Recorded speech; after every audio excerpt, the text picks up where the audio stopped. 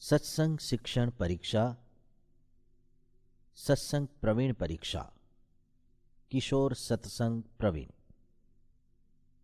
પ્રકરણ 1. શિક્ષાપત્રી. વિશેષ નિયમો. ગૃહસ્થાશ્રમીના વિશેષ ધર્મ. ગૃહસ્થાશ્રમી પુરુષે સમીપ સંબંધ વિનાની વિધવા સ્ત્રી તેનો સ્પર્શ ન કરવો. સ્પર્શ થાય તો પ્રાયશ્ચિતમાં વસ્ત્રે સહિત સ્નાન કરવું. જાણીને સ્પર્શ થાય તો ઉપવાસ કરવો. યુવા અવસ્થાએ યુક્ત એવી જે પોતાની મા, બહેન અને દીકરી, તેની સાથે પણ આપતકાળ વિના એકાંત સ્થળે ન રહેવું. આપતકાળમાં સ્ત્રીની રક્ષાને અર્થે પ્રયોજન હોય તેટલો પ્રસંગ રાખવો. વિદ્વાન હોય, શાસ્ત્રજ્ઞ હોય, તેણે પણ આ વાત અવશ્ય સમજવી. શાસ્ત્રમાં કહ્યું છે, પદ્માસનોપી કામેન વ્યાકુલાત્મા નિજાત્મજામ દ્રષ્ટ્વા સરસ્વતીમ મોહમ પ્રાપનિંદામ ચ દુર્દશામ. પદ્માસનધારી પિતામહ બ્રહ્માજી પણ કામથી વ્યાકુળ મનવાળા થઈ પોતાની જ પુત્રી સરસ્વતીને જોઈ મોહથી દુર્દશા અને નિંદાને પામ્યા. પોતાની સ્ત્રીનું કોઈને દાન ન કરવું, તેથી પત્નીના પતિવ્રતપણાનો ભંગ થાય.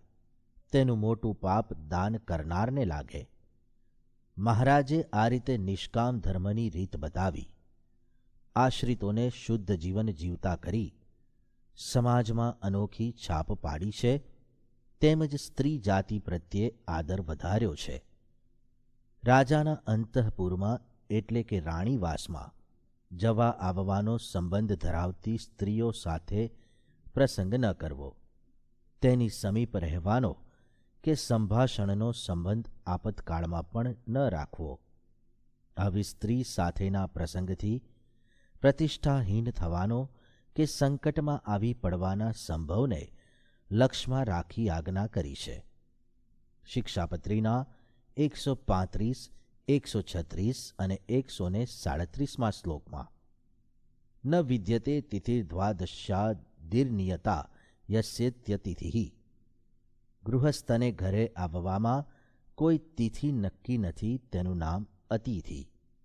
એવા અતિથિ જ્યારે આવે ત્યારે ગૃહસ્થ સત્સંગીએ પોતાની શક્તિ પ્રમાણે ભોજન અથવા સીધું આપી તેમનો આદર કરવો. તેમજ દૈવમ એટલે કે દેવ સંબંધી બ્રહ્માદિક દેવતાનું તર્પણ હોમાદિક કરવું. એ આદિ દેવકર્મ કરવા. પિતૃકર્મ જે શ્રાદ્ધાદિ કર્મ તે પણ યથાશક્તિ કરવા.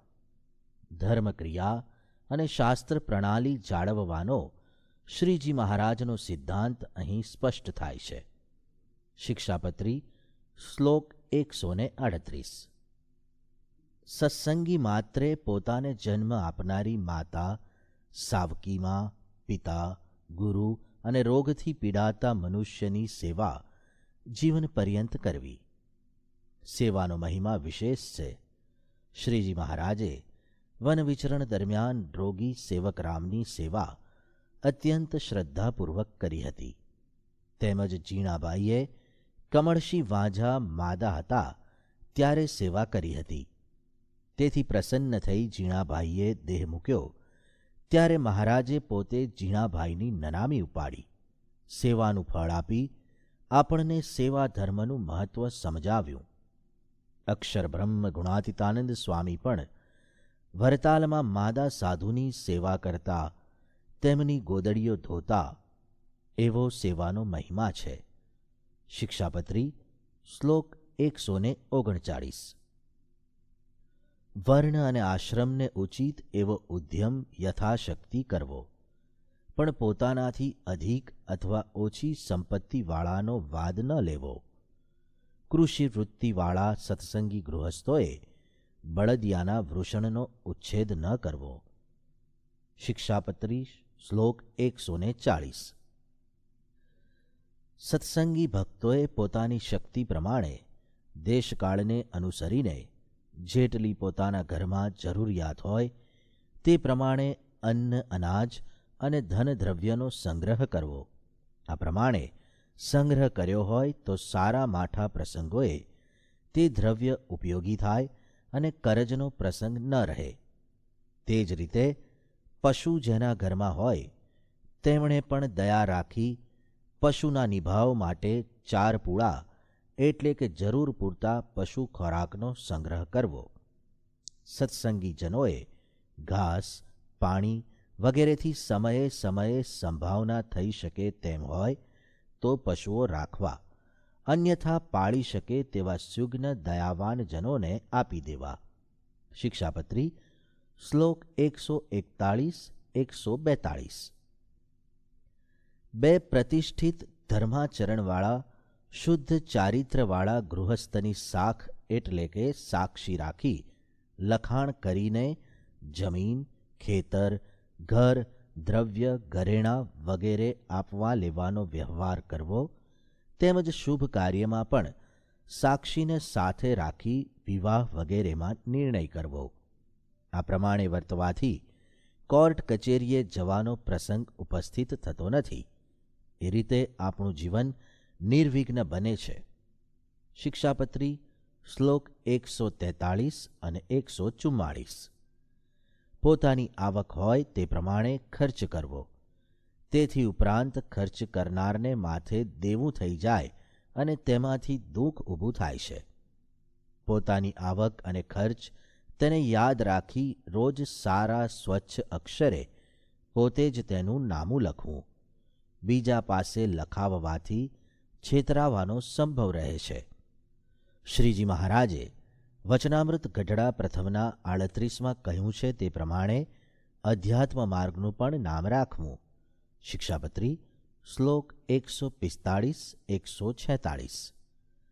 સત્સંગીએ પોતાની આવક જે ધન ધાન્યાદિક તેમાંથી 10મો ભાગ ઠાકોરજીને અર્થે અર્પણ કરવો. વ્યવહારે દુબળો હોય તેણે 20મો ભાગ અર્પણ કરવો, જેથી અન્ય દ્રવ્યની શુદ્ધિ થાય, પવિત્ર થાય. એ સિવાયના ધનધાન્યથી મલિનતા આવે છે, જેથી સત્વગુણનો ક્ષય થાય છે. શિક્ષાપત્રી શ્લોક 147. એકાદશી, શ્રીહરિનવમી અને ચાંદ્રાયણાદિક વ્રતનું ઉદ્યાપન જે પૂર્ણાહુતિ તે પોતાની શક્તિ પ્રમાણે દાન, હોમ, બ્રહ્મભોજન અને મહાપૂજા કરાવી કરવું, જેથી મનોકામના સિદ્ધ થાય છે. શ્રાવણ માસમાં મહાદેવના પૂજનનો મહિમા વિશેષ છે. જેનાથી શક્ય હોય તેમણે મહાદેવનું પૂજન કરવું. સત્સંગીઓએ સર્વ દેવોનો આવિર્ભાવ પોતાના ઇષ્ટદેવ શ્રી સ્વામિનારાયણ ભગવાનમાં કરી ભક્તિભાવપૂર્વક પૂજન કરવું, જેથી મહાફળ પ્રાપ્ત થાય છે. શિક્ષાપત્રી શ્લોક 148-149. દેવ તથા ધર્માચાર્યનું દ્રવ્ય લેવાથી પુણ્યનો ક્ષય થાય છે. તેથી દેવ ધર્માચાર્યનું કરજ ન કરવું. પાત્ર, વાસણ, ઘરેણાં, વસ્ત્ર, વાહન તથા ઈંટ પથ્થર જેવી વસ્તુ માગી લાવવી નહીં. અલ્પ સમય માટે પણ માગવી નહીં. શિક્ષાપત્રી શ્લોક 150. મંદિર, પોતાના ગુરુ અને સાધુના દર્શન કરવા જતાં માર્ગમાં તેમજ તેમના સ્થાનકમાં પારકું અન્ન ખાવું નહીં. હાલના સંજોગોમાં અન્નાદિક ગ્રહણ કરવું પડે છે. તેથી નિવૃત્તિ રૂપે શક્તિ પ્રમાણે ભેટ ધરી ઋણમુક્ત થવું. સેવા કાર્ય નિમિત્તે રોકાવાનું થાય તેમાં અન્નાદિક ગ્રહણ કરવાનો બાધ નથી. શિક્ષાપત્રી શ્લોક 151. પોતાના કામકાજ અર્થે રાખેલા ગરીબ મજૂરો પ્રત્યે દયાવાન થઈ તેમને નક્કી કર્યા પ્રમાણે ધન ધાન્ય આપવું. ઓછું ન આપવું, અર્થાત લોભ ન કરવો. કરજ ચૂકવતી વખતે 2 સાક્ષી રાખી લખત કરી કાર્ય કરવું. પોતાનો વંશ અને કન્યાદાન છુપાવવા નહીં. કન્યાદાન પ્રસંગે સંબંધીજનોની ઉપસ્થિતિ આવશ્યક માનેલી છે. શિક્ષાપત્રી શ્લોક 152.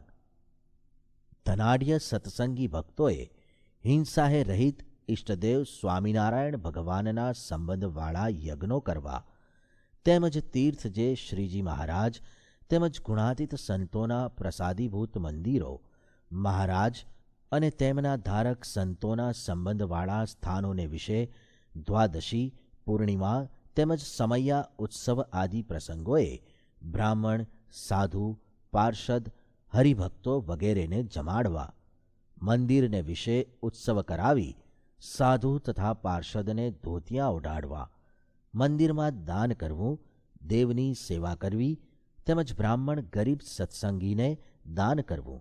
શિક્ષાપત્રી શ્લોક 155-156.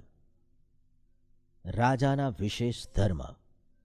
સત્સંગી રાજાએ શાસ્ત્રની આજ્ઞા મુજબ પોતાના પુત્ર પેઠે આત્મબુદ્ધિપૂર્વક પ્રજાનું પાલન પોષણ કરવું, પોતાના રાજ્યમાં ધર્મનું સ્થાપન કરવું, દેવ મંદિર કરાવવા, શાસ્ત્ર રચાવવા વગેરે કરવું. સત્સંગી રાજાએ રાજ્યના 7 અંગ સ્વામી, અમાત્ય, મિત્ર, કોશ, રાષ્ટ્ર, દુર્ગ અને બળ અથવા સૈન્ય, ઉપાય કહેતા સામ, દામ, ભેદ અને દંડ તથા 6 ગુણ સંધિ, વિગ્રહ, શત્રુપક્ષને લૂંટવા બાળી નાખવું વગેરે, યાન કહેતા શત્રુ સાથે યુદ્ધ તથા 6 ગુણ સંધિ, વિગ્રહ કહેતા શત્રુપક્ષને લૂંટવા બાળી નાખવું વગેરે, યાન કહેતા શત્રુ સાથે યુદ્ધ, દ્વૈતી ભાવ કહેતા દુશ્મન સૈન્યના 2 ભાગ પાડવા, સમાશ્રય હાર પામતા બળવાનનો આશરો લેવો, સ્થાન કહેતા હારના સમયે કિલ્લામાં રક્ષણ લેવું, તે સર્વે યથાર્થ જાણવા, તીર્થસ્થાન અને ગુપ્તચર 4 મોકલવાના સ્થાનક તથા વ્યવહારના જાણનારા, પ્રધાન, પુરોહિત, સેનાપતિ વગેરે તથા યોગ્ય ન્યાયાધીશ નિયુક્ત કરી દંડનીય તથા નિર્દોષને યથાર્થ રીતે સમજવા. શિક્ષાપત્રી શ્લોક 158. આ રીતે શ્રીજી મહારાજે ગૃહસ્થો માટે દારૂ, માટી કહેતા માંસાહાર, ચોરી, અવેરી એટલે કે વ્યભિચાર અને વટલવું નહીં તથા વટલાવવું નહીં એ પંચવર્તમાન મુખ્યપણે બતાવ્યા છે. સુવાસિની સ્ત્રીઓના વિશેષ ધર્મ. સુવાસિની એટલે કે સધવા સ્ત્રીઓએ પોતાનો પતિ અંધ હોય, રોગી હોય, દરિદ્રી હોય, નપુંસક હોય તો પણ તેની ઈશ્વરની જેમ સેવા કરવી અને પતિ પ્રત્યે કટુ વચન ન બોલવું. તે સ્ત્રીઓએ રૂપવાન, યૌવનવાન અને ગુણવાન અન્ય પુરુષનો પ્રસંગ સામાન્ય સંજોગોમાં પણ ન રાખવો. સુવાસિની સ્ત્રીઓએ પોતાના શીલની રક્ષા થાય તેમ વસ્ત્રો ધારણ કરવા, વસ્ત્ર રહિત સ્નાન ન કરવું, નાટક સિનેમા જેવા રસિક માર્ગનો ત્યાગ કરવો, સ્વૈરિણી એટલે કે સ્વજ્ઞાતિ પુરુષોમાં આસક્ત તેમજ સ્વચ્છંદપણે વિહરતી, કામિની એટલે કે સ્વ તથા પરજ્ઞાતિ પુરુષોમાં આસક્ત, પુંશ્ચલી એટલે કે પોતાના સંબંધીજનોમાં પણ આસક્ત સ્ત્રીઓનો પ્રસંગ ન રાખવો.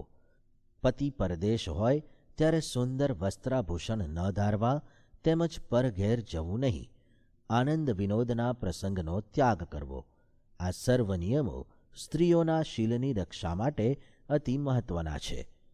શિક્ષાપત્રી શ્લોક 159-162. વિધવા સ્ત્રીઓના વિશેષ ધર્મ. વિધવા સ્ત્રીઓએ પોતાના ઇષ્ટદેવને વિશે પતિભાવ રાખી ભગવત પરાયણ જીવન જીવવું, વડીલોની આજ્ઞામાં રહેવું, વડીલ ન હોય ત્યારે પુત્રની આજ્ઞામાં રહેવું, જેનું સૂતક લાગતું હોય તેવા નજીકના કુટુંબીજનો સિવાય અન્ય સાથે બોલવું નહીં અને સ્પર્શ પણ કરવો નહીં. નાના બાળકના સ્પર્શમાં દોષ નથી. પ્રસંગે વૃદ્ધ સાથે બોલવામાં તથા અડવામાં દોષ નથી. વિદ્યા નિમિત્તે પણ અન્ય પુરુષ સાથે પ્રસંગ ન રાખવો. દેહ દમન કરી ભગવાનની પ્રસન્નતા માટે યત્ન કરવો. દેહ નિર્વાહનો ખ્યાલ રાખી વધુ સંપત્તિ હોય તો જ ધર્મ કાર્યમાં વાપરવી. વિધવા સ્ત્રીઓએ પોતાના ધર્મની રક્ષા થાય તેવા જ વસ્ત્રો ધારણ કરવા, તેવી જ સ્ત્રીઓનો સંગ રાખવો. હોળીની રમત કે જેમાં સ્ત્રી પુરુષ મર્યાદાનો લોપ થતો હોય તેવી રમતમાં ન જોડાવું. વિધવા અને સુવાસિની સ્ત્રીઓએ રજસ્વલા અવસ્થાના ધર્મશાસ્ત્રાનુસાર અવશ્ય પાળવા. શિક્ષાપત્રી શ્લોક 163 174. નૈષ્ઠિક બ્રહ્મચારી સાધુના વિશેષ ધર્મ. નિષ્ઠાપૂર્વક 8 પ્રકારના બ્રહ્મચર્યનું દેહ પર્યંત પાલન કરે તે નૈષ્ઠિક બ્રહ્મચારી. નૈષ્ઠિક બ્રહ્મચર્યનું પાલન કરતા દરેક ત્યાગીને શ્રીજી મહારાજે 8 પ્રકારનું બ્રહ્મચર્ય આ રીતે પાળવાનું કહ્યું છે. 1. સ્ત્રીની વાત ન સાંભળવી. 2. તેના ગુણનું વર્ણન ન કરવું. 3. હાસ્ય વિનોદ ન કરવો. 4. નિરીક્ષણ ન કરવું. 5. સ્ત્રી સાથે એકાંતમાં ગુપ્ત વાત ન કરવી. 6. તેનો સંકલ્પ ન કરવો. 7. બાળ, યૌવન, વૃદ્ધ, રૂપ કુરૂપાદી વિકૃતિ ન કરવી. 8. અંગસંગ ત્યાગ. આમ 8 પ્રકારના બ્રહ્મચર્યને લક્ષમાં લઈ નિયમ કહ્યા છે. નૈષ્ઠિક બ્રહ્મચારીએ સ્ત્રીનો સ્પર્શ ન કરવો, તેની સાથે બોલવું નહીં, આસક્ત દ્રષ્ટિએ સન્મુખ જોવું નહીં, તેની વાર્તા ન કરવી અને ન સાંભળવી. સ્ત્રીઓની અવરજવર હોય તેવા સ્થાનમાં સ્નાનાદિ માટે ન જવું. નૈષ્ઠિક બ્રહ્મચારીએ રાધિકાજી, લક્ષ્મીજી આદિ દેવીઓની પ્રતિમા મૂર્તિ સિવાય અન્ય પ્રતિકૃતિનો સ્પર્શ ન કરવો. એ રીતે પોતાના 8 પ્રકારના બ્રહ્મચર્યની રક્ષા કરવી. સ્ત્રીને ઉદ્દેશીને દૂર રહેલી સ્ત્રીઓ સાંભળે એવા આશયથી પણ પુરુષ આગળ ભગવત વાર્તા ન કરવી. તેથી મન દૂષિત થાય અને નૈષ્ઠિક વ્રતમાં દોષ આવે. નૈષ્ઠિક બ્રહ્મચારીએ પોતાના બ્રહ્મચર્ય વ્રતનો ત્યાગ થાય તેવું વચન ગુરુનું પણ ન માનવું. સ્મૃતિ વચન છે કે સર્વથા પાલનીયૈવ શિષ્યૈરાજ્ઞા ગુરોરિહ. ગુરુની આજ્ઞા શિષ્યોએ સર્વ પ્રકારે પાળવી. આવા વચનને લક્ષમાં રાખીને શ્રીજી મહારાજ સ્પષ્ટ કહે છે, ગુરુનું વચન બ્રહ્મચર્ય ભંગ થાય તેવું હોય તો ગમે તેવા સંજોગોમાં મહિમા સમજીને પણ ન જ માનવું. એકવાર શ્રીજી મહારાજે નિષ્કુળાનંદ સ્વામીને સ્ત્રીઓની સભામાં વાતો કરવા જવા કહ્યું, પણ નિષ્કુળાનંદ સ્વામી ન ગયા. શ્રીજી મહારાજે નિષ્કુળાનંદ સ્વામીને બોલાવી કહ્યું, મુનિ, તમે અમારી આજ્ઞા નથી પાળતા, તેથી વિમુખ કરવા પડશે. ત્યારે નિષ્કુળાનંદ સ્વામીએ વિનયપૂર્વક હાથ જોડી કહ્યું, મહારાજ, તમારી આજ્ઞા લોપી વિમુખ થવા તૈયાર છું, પણ સ્ત્રીઓની સભામાં જઈ મારા ધર્મમાંથી ભ્રષ્ટ થઈ વિમુખ થવું નથી. આવા દ્રઢ વચન સાંભળી મહારાજ નિષ્કુળાનંદ સ્વામી ઉપર અત્યંત પ્રસન્ન થયા. બ્રહ્મચારીએ ધીરજ અને સંતોષે યુક્ત રહી નિર્માનીપણે વર્તવું. શિક્ષાપત્રી શ્લોક 175 180. શ્રીજી મહારાજના સમયમાં અન્ય મતવાદીઓ તરફથી ઉપાધિ થતી અને ક્યારેક જાણી જોઈને સંતોને રંજાડવા ઉપવાસ પડે તે આશયથી તેઓ જાર સ્ત્રીઓને સંતોની સમીપ મોકલતા. તેથી જ શ્રીજી મહારાજે સંતોને આજ્ઞા કરી કે તેવી સ્ત્રીઓનો તિરસ્કાર કરીને પણ તેને સમીપ આવવા દેવી નહીં. સાથે આપતકાળ પ્રસંગે દયાર્દ્ર થઈ સ્ત્રીઓની રક્ષા કરવા આજ્ઞા કરી, અને એવા પ્રસંગોએ સ્પર્શ થાય તેનો બાધ નથી. આ રીતે ઉપદેશી શ્રીજી મહારાજે નિયમની શૃંખલાને જડ નથી બનાવી, પણ આત્મકલ્યાણાર્થે દુર્લભ મનુષ્ય દેહની રક્ષા કરવાનો ખ્યાલ આપ્યો છે. શિક્ષાપત્રી શ્લોક 181-182. નૈષ્ઠિક બ્રહ્મચારીએ પોતાના શરીરે સુગંધી તેલ ચોડી સ્નાન ન કરવું, શસ્ત્ર ધારણ ન કરવું. શસ્ત્રથી હિંસા કરવાની બુદ્ધિ ઉત્પન્ન થાય છે. રસના ઇન્દ્રિયને ખાસ જીતવી, જેથી સર્વે ઇન્દ્રિય જીતાય. ભિક્ષા પ્રસંગે સ્ત્રીનો પ્રસંગ ન થાય એ રીતે પોતાના ધર્મની રક્ષા કરવી. શિક્ષાપત્રી શ્લોક 183-184. નૈષ્ઠિક બ્રહ્મચારીએ મનને નિર્વિષયી કરવા શાસ્ત્રાભ્યાસ કરવો.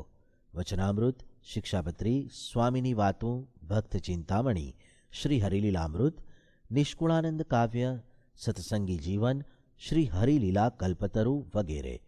ગુરુ અને ગુરુજનોની સેવા કરવી. સ્ત્રીઓને વિશે આસક્તજનોનો સંગ ન રાખવો. શિક્ષાપત્રી શ્લોક 185. રસના ઇન્દ્રિયને વિશેષે કરીને જીતવી, જેથી નિષ્કામ ધર્મ પાળવામાં સરળતા રહે, તેમજ સર્વ ઇન્દ્રિય જીતવામાં અનુકૂળતા રહે. દ્રવ્ય સંગ્રહ કરવો નહીં અને કરાવવો નહીં, તેમજ જે થકી નાણાંની ઉત્પત્તિ થાય એ પ્રકારના પદાર્થોનો સંગ્રહ કરવો નહીં અને કરાવવો નહીં. સંગ્રહ કરવાથી અપરિગ્રહ વ્રતનો ભંગ થાય અને મમત્વ થવાથી મોક્ષ માર્ગમાં વિઘ્ન થાય. શિક્ષાપત્રી શ્લોક 188-189. સાધુએ હરિભક્તના કે કોઈ મનુષ્યના વ્યવહાર કાર્યમાં પડી મધ્યસ્થી ન થવું, તેમજ કોઈની થાપણ ન રાખવી. ધીરજધારી રહેવું. પોતાનો ઉતારો સ્ત્રીના સંસર્ગથી મુક્ત રાખવો. પોતાના બ્રહ્મચર્ય વ્રતની રક્ષા સારું અને અન્ય સ્ત્રી આદિક તરફથી ઉપાધિ નિવારવા રાત્રિને વિશેષ સંગાથ ગોતી ચાલવું, તેમજ જોડ વિના દિવસે ક્યાંય ન જવું. આપતકાળમાં તેમજ દેહક્રિયા મળમૂત્રોત્સર્ગ નિમિત્તે એકલા જવાનો બાધ નથી. શિક્ષાપત્રી શ્લોક 190-191. સાધુએ મૂલ્યવાળા વસ્ત્રો ધારણ ન કરવા. સાદા સુતરાઉ જાડા વસ્ત્ર ધૂળ વડે ભગવો રંગ ચડાવીને પહેરવા. બીજા અતિ આગ્રહપૂર્વક તે સિવાયના વસ્ત્રો ભેટ આપે તો પણ ધારણ ન કરવા. શીત ઋતુમાં ભગવા રંગની શાલ ગ્રહણ કરવી. સદ્ગુરુ ગોપાળાનંદ સ્વામીને એકવાર એક હરિભક્તે આગ્રહપૂર્વક ઝીણું રેશમી ધોતિયું આપી પ્રાર્થના કરી, સ્વામી, આ વસ્ત્ર તમે પહેરજો. ગોપાળાનંદ સ્વામીએ ઘણી જ ના પાડી, છતાં હરિભક્તે પોતાનો આગ્રહ છોડ્યો નહીં. ત્યારે ગોપાળાનંદ સ્વામીએ પૂછ્યું, ક્યાં સુધી પહેરવું? હરિભક્તે કહ્યું, ફાટે ત્યાં સુધી. પછી ગોપાળાનંદ સ્વામી ખેંચીને કસોકસ ધોતિયું પહેરીને બેઠા કે તરત ફાટી ગયું. એમ પોતાનો ધર્મ સાચ્યો અને હરિભક્તનું મન સાચવ્યું. ગૃહસ્થ સત્સંગીના ઘરે ભિક્ષા અને સભા પ્રસંગ સિવાય જવું નહીં અને ભગવાનને અર્પણ કર્યા વિના કાંઈ જ ગ્રહણ ન કરવું. શિક્ષાપત્રી શ્લોક 193-194-195. પોતાના દેહની શુશ્રૂષા થાય તે રીતે ન વર્તવું, પણ ભરતજીની પેઠે દેહદમન કરી ભક્તિ પરાયણ થવું. કેફી પદાર્થો, તમાકુ, ગાંજો, અફીણ વગેરે ન લેવા. ગૃહસ્થને ઘેર સૂતક હોય ત્યારે જમવું નહીં. રજોગુણ જણાય તેવા પલંગ ખાટલાનો ઉપયોગ ન કરવો. સરળ સ્વભાવવાળા થવું. સાધુ જેવું અંતરમાં હોય તેવું જ બહાર જણાવે, પણ કપટ ક્યારેય ન રાખે. શિક્ષાપત્રી શ્લોક 196-200. સાધુએ ક્ષમા પરાયણ થવું. કોઈ મારે, ગાળ દે તો પણ ક્યારેય તેને સામી ગાળ ન દેવી તથા મારવો પણ નહીં, પણ તેથી અધિક તેનું હિત થાય તેવું ચિંતવન કરવું.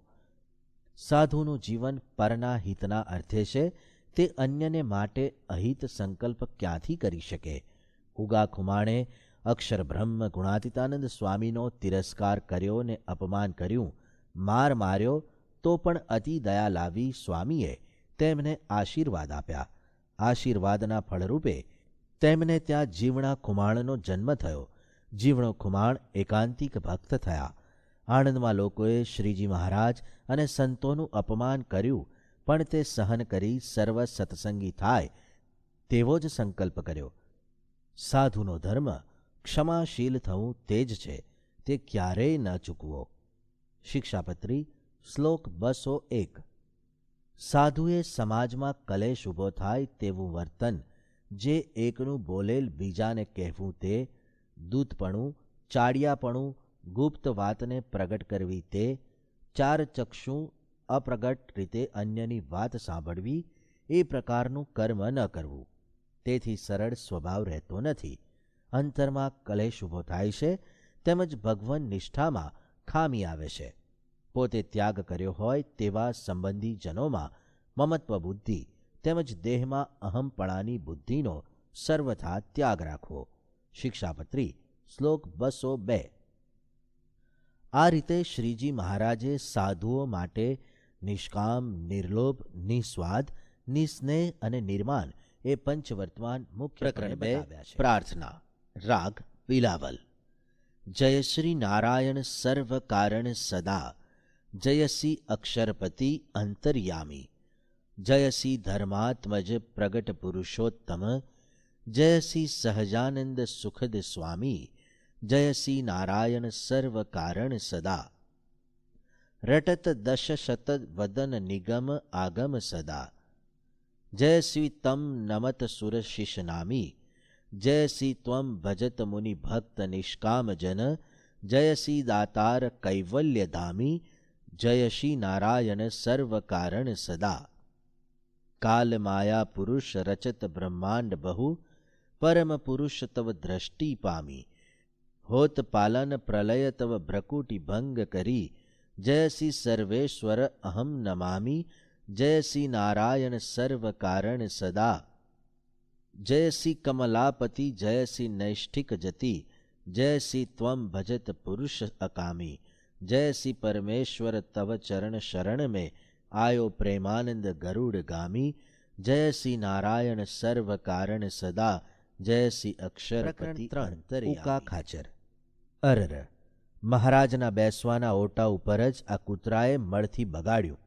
બીજું તો કાંઈ નહીં, પણ મહારાજ અહીં સભા ભરશે ત્યારે ક્યાં બિરાજશે? બહુ ખોટું થયું. પણ શું થાય, કૂતરાનો સ્વભાવ આવો જ હોય. ગઢપુરમાં પ્રાતઃકાળે હરિભક્તો નિત્ય નિયમ મુજબ મહારાજના દર્શન કરવા અક્ષર ઓરડીએ જઈ રહ્યા હતા તે સમયે સર્વની દ્રષ્ટિ કૂતરાએ બગાડેલ ઓટા ઉપર પડતી અને માહો માહી ઉપર પ્રમાણે બોલીને સૌ ચાલ્યા જતા. મહારાજના દર્શન જતાં કરીને ફરી સ્નાન કરવું પડે તેવું કાર્ય કોણ કરે? કોઈને એમ થતું નહીં કે સાફ કરી નાખીએ. શ્રીજી મહારાજે સૌ હરિભક્તોને સન્મુખ બેસાડ્યા. થોડી વાર થઈ ત્યાં ઉકા ખાચર ઉન્મત્ત ગંગામાંથી સ્નાન કરીને મહારાજના દર્શન કરવા અક્ષર ઓરડીએ જતા હતા. ત્યાં લીંબતરુ નીચેના ઓટા ઉપર કૂતરાએ મળ કરી ઓટો બગાડ્યો હતો. તેની બાજુમાંથી પસાર થતાં એમની દ્રષ્ટિ ત્યાં પડી. કંઈ પણ બોલ્યા સિવાય સાવરણી અને પાણી લઈ ઓટાને સાફ કરી નાખ્યો. ઘેલા નદીમાં જઈને ફરી સ્નાન કર્યું. પછી મહારાજના દર્શન કરવા પધાર્યા ત્યારે શ્રીજી મહારાજે તેમને પૂછ્યું, ભક્તરાજ, રોજ તમે વહેલા આવો છો, પરંતુ આજે મોડું કેમ થયું છે? સૂર્યવંશી તો નથી થઈ ગયા ને? પોતાના આશ્રિત હરિભક્તો પ્રાતઃકાળે સૂર્યોદય પહેલાં જ ઉઠે તેવો મહારાજનો આગ્રહ હતો. ઉકા ખાચર તો સૌના સેવક હતા, તેથી તેઓ મૌન રહ્યા. એક ભક્તે ઉપરનું વૃત્તાંત જણાવી તેમના મોડા આવવાનું કારણ જણાવ્યું. મહારાજ તેમને મોડા આવવા બદલ ઠપકો આપશે એવી સૌને ધારણા હતી. ત્યાં તો મહારાજ આ વાત સાંભળી ખૂબ જ રાજી થયા અને ઊભા થઈ તેમને ભેટી પડ્યા. છાતીમાં ચરણારવિંદ આપ્યા. સર્વે સત્સંગીઓને સંબોધીને મહારાજ બોલ્યા, તમે બધાએ લીંબતરુ નીચેના ઓટાને કૂતરાએ બગાડીને ગંદો કર્યો તે જોયું હતું, તેમજ પરસ્પર વાતો પણ કરી, છતાં તે મળ સાફ કરવાનો સંકલ્પ કોઈને થયો નહીં. પરંતુ ઉકા ખાચરની જેમ જેને અમારું મહાત્મ્ય સમજાયું હોય તથા સેવાનું અંગ હોય તે જ આ સેવા કરી શકે. ઉકા ખાચરની સેવા માટેની શ્રદ્ધા અદ્ભુત હતી. તેઓ તથા તેમના ઘરવાળા સવારના વહેલા ઉઠી સ્નાન પૂજાથી પરવારી દરરોજ દાદાના દરબારથી તે ઉન્મત્ત ગંગા સુધીનો રસ્તો સાવરણીથી વાળી નાખતા ને કાંકરા નાના મોટા વીણી લેતા, જેથી સંતો અને મહારાજ પ્રાતઃકાળે સ્નાન કરવા પધારે ત્યારે કોઈને પગે કાંટા કાંકરા વાગે નહીં. ઉનાળામાં દરરોજ રસ્તો વાળ્યા બાદ પાણી પણ છાંટી દેતા, જેથી સૌને ઠંડકનો અનુભવ થાય. ઉકા ખાચરને સેવાનું આવું વ્યસન પડ્યું હતું. મહારાજના સંબંધવાળા તમામ સંતો હરિભક્તોનો આવો મહિમા સમજી ઉકા ખાચર મહારાજની પ્રસન્નતા પ્રાપ્ત થાય તે માટે એકધારી સેવા કરતા. ઉકા ખાચર આખા સંપ્રદાયમાં તેમના નિર્માનીપણા માટે તથા સેવાના અંગ માટે પ્રસિદ્ધ છે. શ્રીજી મહારાજે તેમની સેવાથી પ્રસન્ન થઈ વચનામૃત ગઢડા મધ્યના 25માં જણાવ્યું છે કે જેને ઉકા ખાચરના જેવું સેવા કરવાનું વ્યસન હોય તેની વાસના તત્કાળ નાશ પામે છે. વ્યસન એટલે તે કર્યા વિના રહેવાય નહીં. ધન્ય છે ઉકા ખાચરને અને તેમની સેવા. અદ્ભુતાનંદ સ્વામી. અદ્ભુતાનંદ સ્વામીનું જીવન ખરેખર અદ્ભુત છે. તેમનો જન્મ સુરેન્દ્રનગર જિલ્લાના લખતર પાસે કડુ ગામમાં થયો હતો. આ ગામની પાદરમાં આવેલા તળાવમાં શ્રીજી મહારાજે સંતો સાથે ઘણીવાર સ્નાન કર્યું છે. તેમનું પૂર્વાશ્રમનું નામ કલ્યાણદાસ હતું. પિતાનું નામ સંગા પટેલ તથા માતાનું નામ દેવુબાઈ હતું. રામાનંદ સ્વામીએ સંવત 1852માં કારિયાણીમાં માચા ખાચરને ત્યાં અન્નકૂટ ઉત્સવ કર્યો ત્યારે કલ્યાણદાસ તથા તેમના કાકા રામાનંદ સ્વામી પાસે વર્તમાન ધરાવી સત્સંગી થયા હતા. રામાનંદ સ્વામીના અક્ષરધામ ગમન બાદ તેઓને શ્રીજી મહારાજના દર્શનનો સૌ પ્રથમ યોગ માંગરોળમાં થયો. કલ્યાણદાસને મેથાણ ગામના તેમના મામા અજા પટેલ તરફથી સત્સંગનો વારસો મળ્યો હતો. તેમના પિતાને સત્સંગ હતો નહીં. માતા દેવુબાઈને પિયરનો સત્સંગ. તે ભજન ભક્તિ કરતા જે સંગા પટેલને બિલકુલ ગમતું નહીં. પતિના ક્રોધી અને હઠીલા સ્વભાવથી દેવુબાઈને જીવનભર મુશ્કેલીઓ સહન કરવી પડી હતી. છતાં પોતાના પુત્રોમાં સત્સંગના શુભ સંસ્કારનું સિંચન કરવામાં કશી ખામી રાખી નહોતી. લોકવ્યવહારે સંગા પટેલ બહુ સુખી હતા. તેથી સમય આવતા કલ્યાણદાસનું લગ્ન મેથાણ ગામે કર્યું. લગ્નવિધિ ધામધૂમથી અજા પટેલ એટલે કે મામાની છત્રછાયામાં પૂર્ણ થવાની તૈયારીમાં હતી. તે જ સમયે અજા પટેલ ઉપર ખેપિયા દ્વારા મહારાજનો આજ્ઞાપત્ર આવ્યો. માચા, સુરા, સોમલા, અલૈયા, મુળુ, નાજા, માત્રા, મામૈયા, અજા, જીવા, વીરદાસ, લાધા, કાળા, કરમશી આદિક ભક્તજનો ઘરમાં હો, સીમમાં હો, જ્યાં હો ત્યાંથી ખાવું પીવું પણ પડતું મૂકીને ઊભા હો ત્યાંથી તત્કાળ ચાલી નીકળજો. કર્મયોગી, સાંખ્યયોગી હરિજન જેનાથી નીકળાય તે સંસારનો ત્યાગ કરીને નીકળજો. અમારું બહુ જ ગમતું છે અને રાજાનો કુંવર હોય તેને એમ કહેવું છે તમે ઘેર રહો, એમ છતાં નીકળે તો તેની ઉપાધિ અમો ભોગવીશું. આ પત્ર વાંચીને અજા પટેલ તો તરત જ જવા તૈયાર થયા. કલ્યાણદાસને આ ખબર પડી. તેમણે મહારાજનો પત્ર માગીને 2-3 વાર વાંચ્યો અને તરત તેમણે નક્કી કરી લીધું. અજા પટેલે કહ્યું, પણ આમાં તમારું નામ ક્યાં છે? તરત જ કલ્યાણદાસે કહ્યું, આમાં છેલ્લે આદિ શબ્દ લખ્યો છે, તેથી તેમાં મારું પણ નામ આવી જાય છે. ભાણેજનો નિર્ણય અફર છે એમ જાણીને તેઓ તો કાંઈ બોલ્યા નહીં. શુભ લગ્ન પ્રસંગે આવી વિચિત્ર વાત સાંભળી સંબંધીઓ તથા સાસુ સસરાએ ખૂબ સમજાવ્યા. તેમણે જરા પણ મચક આપી નહીં ને મક્કમ રહ્યા. કોઈને મળ્યા વગર સીધા લગ્ન મંડપમાંથી જ મામા સાથે ચાલી નીકળ્યા. શ્રીજીના આદેશ અનુસાર જેતલપુર રામદાસ સ્વામીને મળીને સીધા ચાલીને ભુજ આવ્યા. શ્રીજી મહારાજે ગામ બહાર સૌનું સ્વાગત કર્યું. સૌ નવા પરમહંસોને અતિશય હર્ષપૂર્વક બાથમાં લઈને ખૂબ ભેટ્યા. સૌની બહુ પ્રશંસા કરી. શ્રીજી મહારાજે પૂછ્યું, આ કલ્યાણદાસનું નામ કાગળમાં ક્યાં હતું? તે કેમ આવ્યા છે? ત્યારે કલ્યાણદાસે કહ્યું, હે મહારાજ, આપે કાગળમાં આદિક ભક્તજનો એમ લખ્યું હતું તે આદિકમાં હું ગણાવું કે નહીં? વળી આપે એમ પણ લખ્યું હતું કે સાંખ્યયોગી, કર્મયોગી સર્વે હરિજન નીકળજો. અમારું ગમતું છે. તેથી જગતના નાશવંત સુખમાં ન રહેતા આપનું ગમતું કરવા આવ્યો છું. તેમને ખરા ખપવાળા જાણી પાસે બોલાવી મીંઢળ છોડી નાખ્યું અને તરત સાધુ દીક્ષા આપી. બીજા કોઈથી પણ ન કરી શકાય એવું અદ્ભુત કાર્ય તમે કર્યું છે, માટે તમારું નામ અદ્ભુતાનંદ પાડીએ છીએ. એમ કહી શ્રીજી મહારાજે તેમને આશીર્વાદ આપ્યા. શ્રીજીની આજ્ઞા થતાં પોતાના વતનના ગામ કડુમાં તથા સસરાના ગામ મેથાણમાં જઈને ભિક્ષા માગી આવ્યા ને આકરી કસોટીમાંથી પસાર થયા. તેમના આ અદ્ભુત કાર્યથી તેમના ધર્મપત્ની ખૂબ જ પ્રભાવિત થયા ને જીવન પર્યંત બ્રહ્મચર્ય વ્રત પાળીને પ્રભુ ભક્તિમાં જીવન વ્યતીત કર્યું. પરંતુ તેમના ભાઈ વજુભાઈ તેમને ઘેર તેડી જવાના આશયથી ગાડું જોડી વરતાલ આવ્યા. સ્વામીએ તેમને 5 દિવસ રોકીને વૈરાગ્યની એવી અસરકારક વાતો કરી કે તેઓ પણ ઘેર ન જતા ત્યાં જ દીક્ષા લઈ લીધી. તેમનું નામ નિષ્કામાનંદ સ્વામી પાડ્યું. બહુ વખત સુધી વજુભાઈ ઘેર ન આવ્યા, તેથી બીજા ભાઈ વિઠ્ઠલભાઈ વરતાલ દર્શન કરતો આવું ને ભાઈને તેડતો આવું એમ વિચાર કરી વરતાલ આવ્યા. પરંતુ તેમનું કોમળ અંતઃકરણ સ્વામીની વાતોથી વિંધાઈ ગયું. તેઓ પણ સંસાર સુખને અનિત્ય સમજી સાધુ થઈ ગયા. તેમનું નામ ચૈતન્યાનંદ સ્વામી નાના હતું.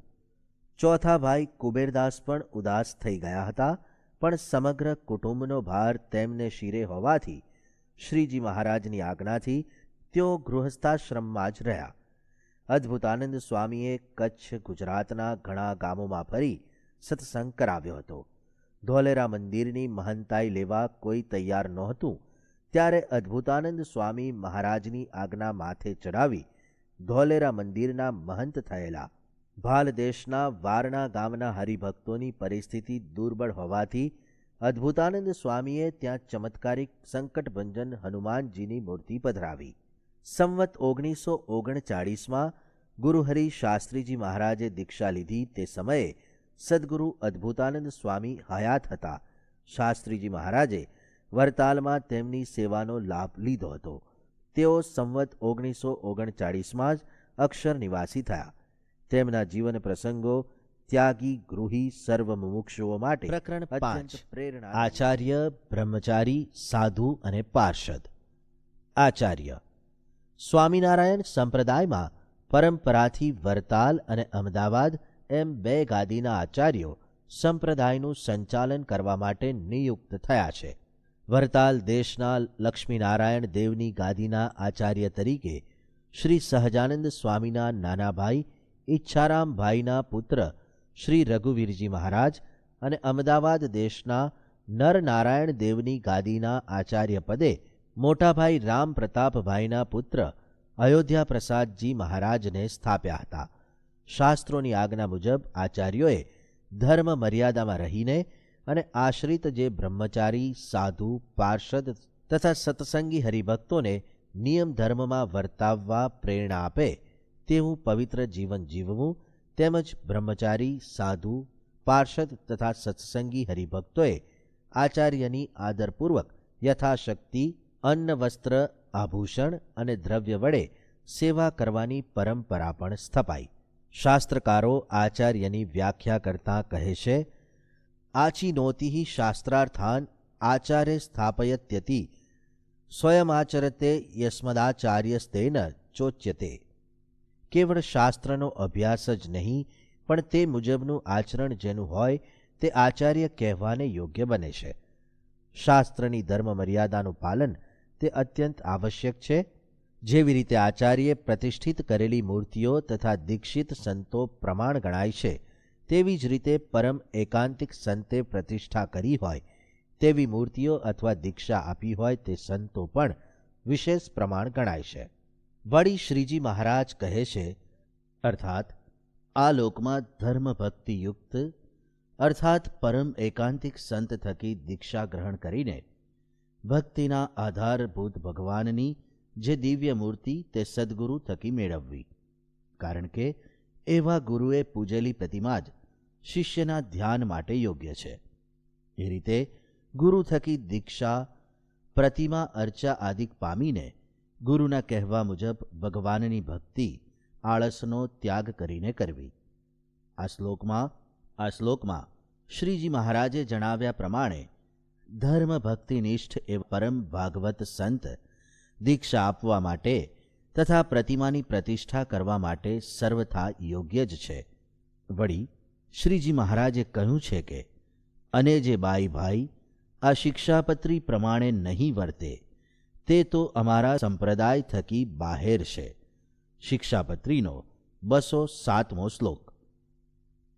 તથા 4 વર્ણ અને 4 આશ્રમ, તેને જે પોતપોતાનો ધર્મ તેને સ્થાન જાણવું.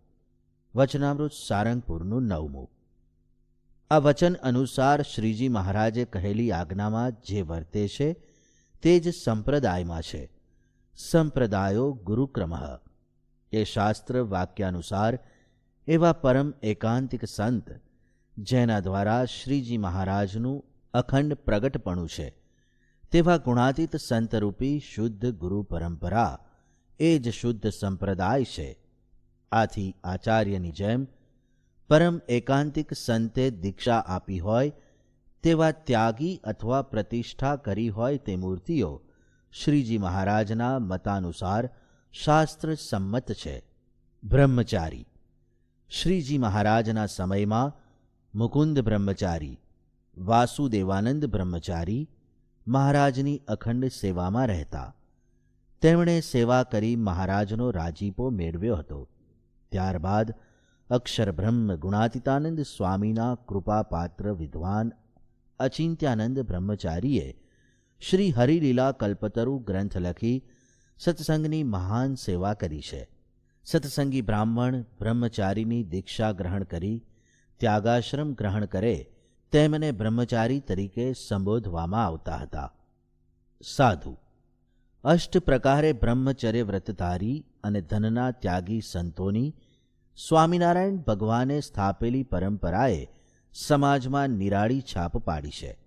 સ્ત્રી અને સમાજ જગતના તમામ કલેશોનું મૂળ સમાયેલું હોવાથી શ્રીજી મહારાજે સ્ત્રી ધનના ત્યાગી એવા આદર્શ સંતોને સમાજ સમક્ષ મૂકી એક નવો જ ચીલો પાડ્યો છે.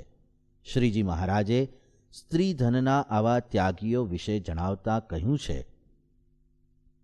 જો ત્યાગી થઈને કોડી જેટલું પણ દ્રવ્ય પોતાનું કરીને રાખે અથવા રખાવે તો તેને 10,000 ગાયો માર્યાનું પાપ લાગે છે.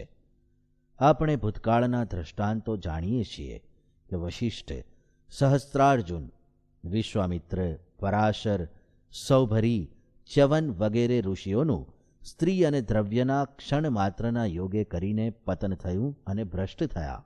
સ્ત્રીનો સ્પર્શ થાય તો ત્યાગી સાધુને પ્રાયશ્ચિત રૂપે સ્નાન કરીને ઉપવાસ કર્યાથી શુદ્ધિ થાય છે. તેમજ જો દ્રવ્યનો સ્પર્શ થાય તો ધૂળથી હાથ ધોવાથી પવિત્ર થવાય છે. આમાં ત્યાગી સંતોને સ્ત્રી દ્રવ્ય પ્રત્યે આસક્તિ ન રહે એ જ મુખ્ય હેતુ છે. આ સંતોએ હરવા ફરવામાં પણ જોડમાં જ જવાનું હોય છે. જો એકાંતમાં અથવા કોઈ કારણસર એકલા રહેવાઈ જવાય તો ઉપવાસ કર્યાથી ત્યાગી સાધુ શુદ્ધ થાય છે. ત્યાગી સાધુઓ માટે ધર્મામૃત ગ્રંથમાં જણાવ્યા પ્રમાણે નિષ્કામ, નિર્લોભ, નિસ્નેહ, નિર્માન, નિસ્વાદ એ પંચવર્તમાન તથા નિષ્કામ શુદ્ધિ અને શિક્ષાપત્રીના નિયમોનું પાલન અત્યંત આવશ્યક છે.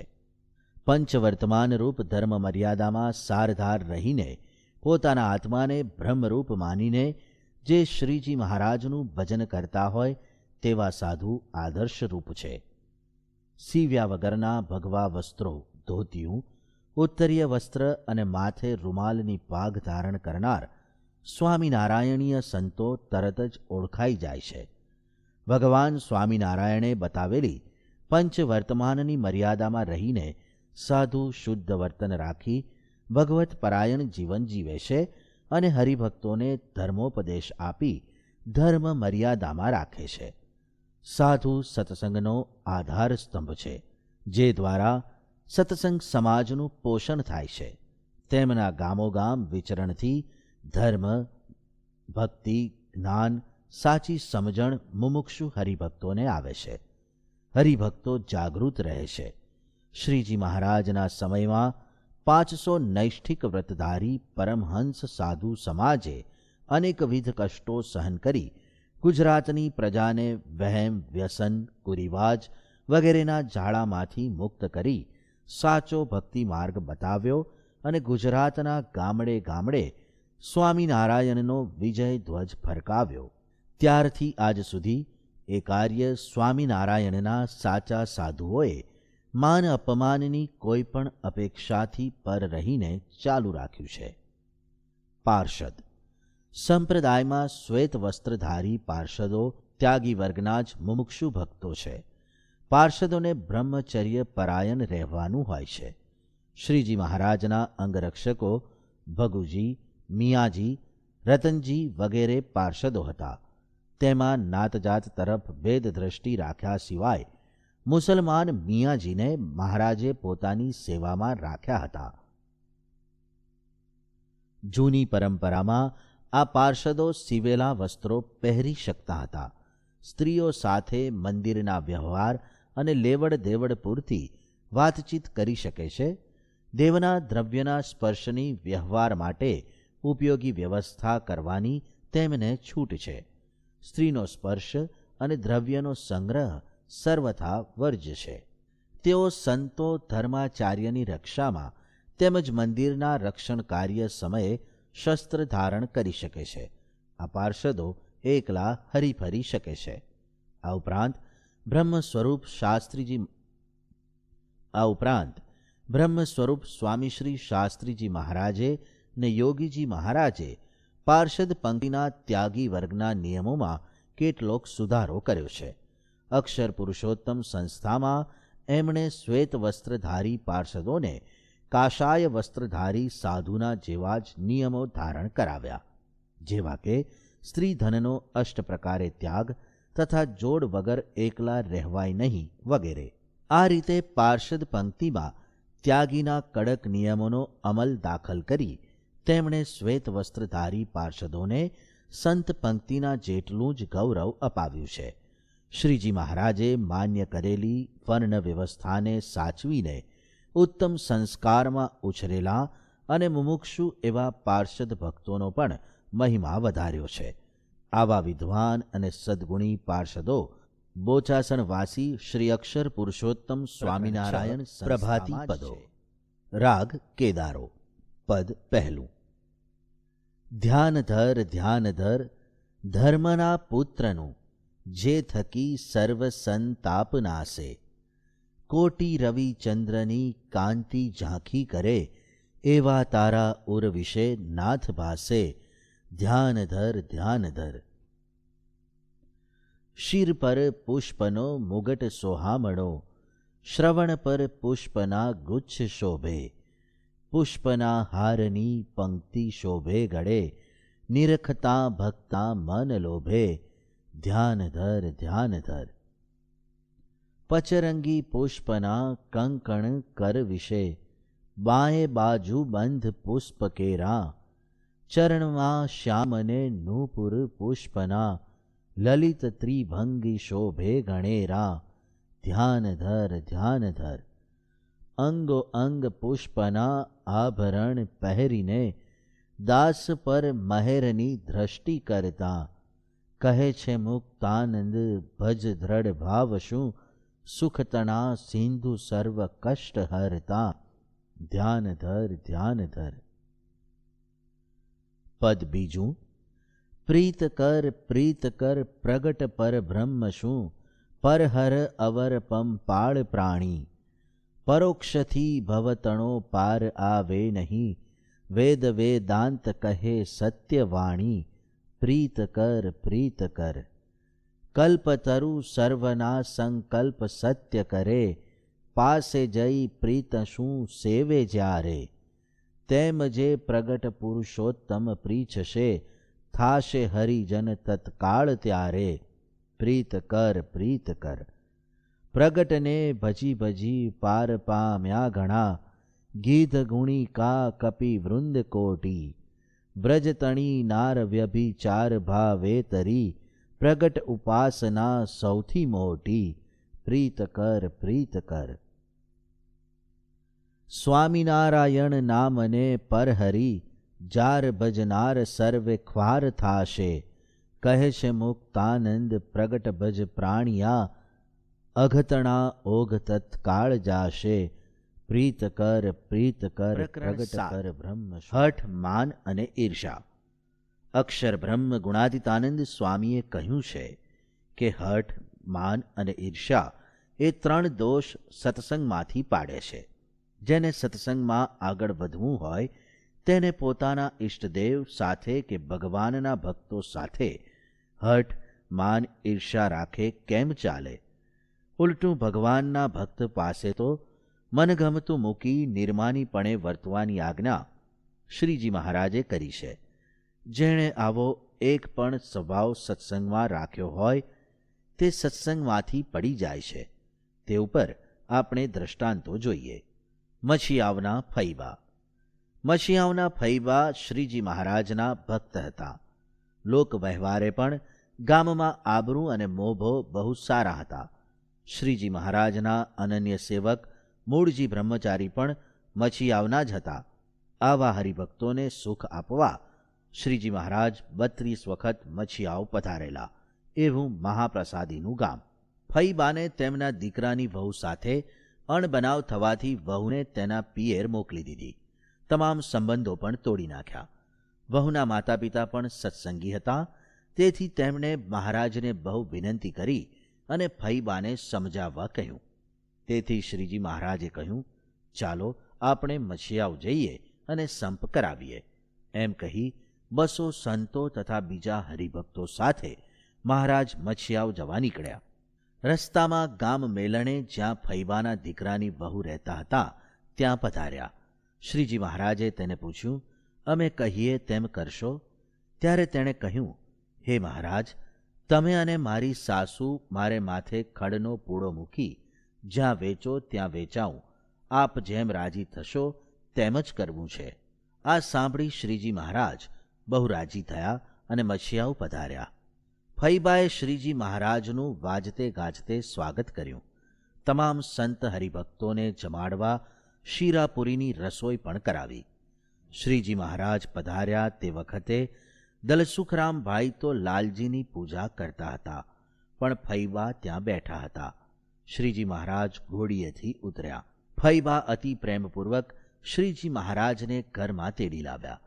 શ્રીજી મહારાજ દાદર ચડતા હતા ત્યાં વચ્ચે જ ઊભા રહ્યા. ફઈબા તથા દલસુખરામભાઈ શ્રીજી મહારાજને પગે લાગ્યા. પછી મહારાજે કહ્યું, ફઈબા, અમે કહીએ તેમ કરશો? ફઈબાએ તરત જ કહ્યું, હે મહારાજ, તમે જેમ કહેશો તેમ કરીશું. એટલે શ્રીજી મહારાજે કહ્યું, તો પછી દીકરાની વહુને રાજી થઈને તેડાવો ને અહીં રાખો. આ સાંભળી ફઈબા તરત જ બોલી ઉઠ્યા, તમને મેલણાવાળી બાઈએ ભરમાવ્યા લાગે છે. મારાથી તે નહીં થાય. ફરીથી શ્રીજી મહારાજે પૂછ્યું, તમે અમને કેવા સમજો છો? મહારાજ, તમે સર્વોપરી અને સર્વ અવતારના અવતારી છો. અમારા ઈષ્ટદેવ કહેવાઓ. પણ આ સાસુ વહુના ઝઘડામાં તમને સમજ ન પડે, માટે એ તાણ મૂકી દો. ફઈબાએ ચોખ્ખું કહી દીધું. શ્રીજી મહારાજને આ ઠીક ન લાગ્યું. આવી હઠ ન ગમી. એટલે છેલ્લે કહ્યું, જો તમે વહુને નહીં તેડાવો તો તમામ સંત હરિભક્ત અહીં જમશે નહીં. અમે પણ જમીશું નહીં ને ચાલ્યા જઈશું. પણ ફઈબાની હઠ હઠી નહીં. તેમણે કહ્યું, મહારાજ, તમે ધણી છો, તે ફાવે તેમ કરો, પણ આ વાત તો નહીં જ બને. પછી મહારાજ તેમની આવી હઠ જોઈ નારાજ થઈ ગયા. તેમણે તરત જ કહ્યું, તો પછી હવે જય સચ્ચિદાનંદ. એમ કહી સંતો હરિભક્તોને કહ્યું, ચાલજો મહાપુરુષો. પછી સૌ રસોઈ પડતી મૂકીને ચાલી નીકળ્યા. બીજે ગામ જઈને જમ્યા. ત્યાર પછી શ્રીજી મહારાજ કોઈ વખત મછીયાવ પધાર્યા નહીં.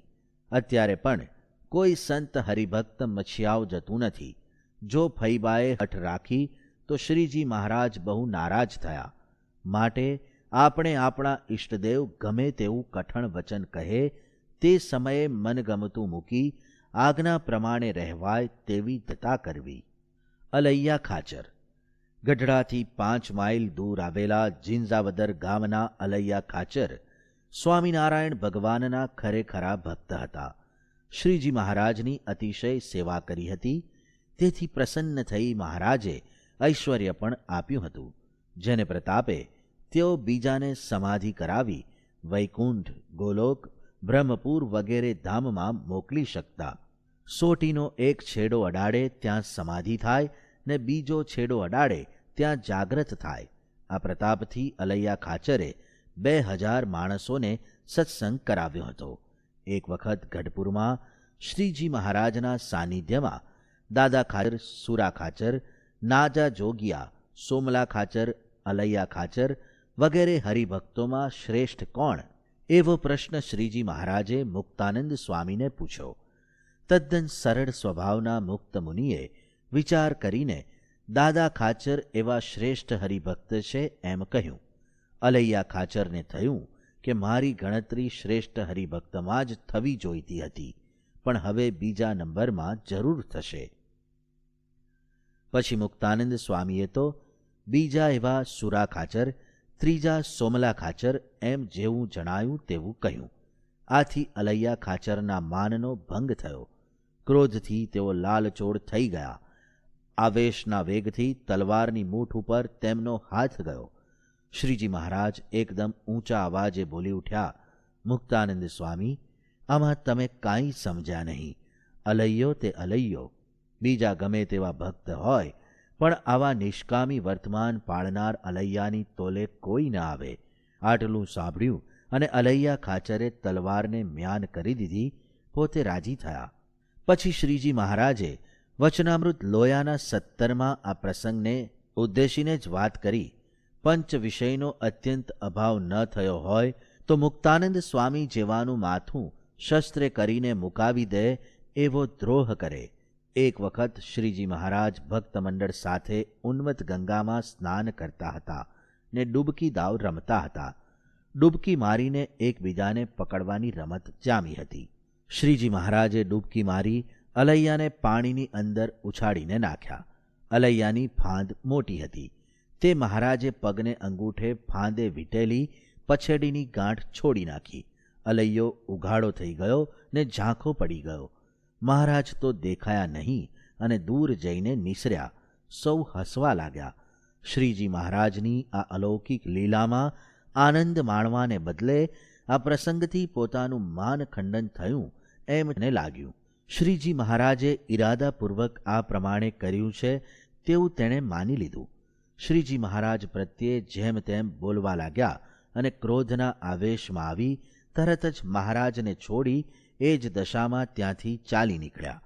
પછી તો જેટલા ભક્તોને તેને સત્સંગ કરાવ્યો હતો તેટલાને ગઢડે જશો નહીં, ત્યાં તો ભગવાન નથી પણ પૂરબીયો બ્રાહ્મણ છે એમ કહી પાછા પાડ્યા. શ્રીજી મહારાજ સ્વધામ પધાર્યા છે એ સમાચાર મળતાં જ અલૈયાને બહુ પશ્ચાતાપ થયો.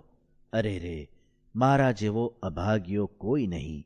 માન મૂકીને સેવા કરવી જોઈએ તેને બદલે હું અક્કડ રહ્યો. જેની પ્રસન્નતા માટે બ્રહ્મચર્ય પાળ્યું, સેવા કરી, તેની ઉપર પાણી ફેરવ્યું, એમ ખૂબ શોક કર્યો.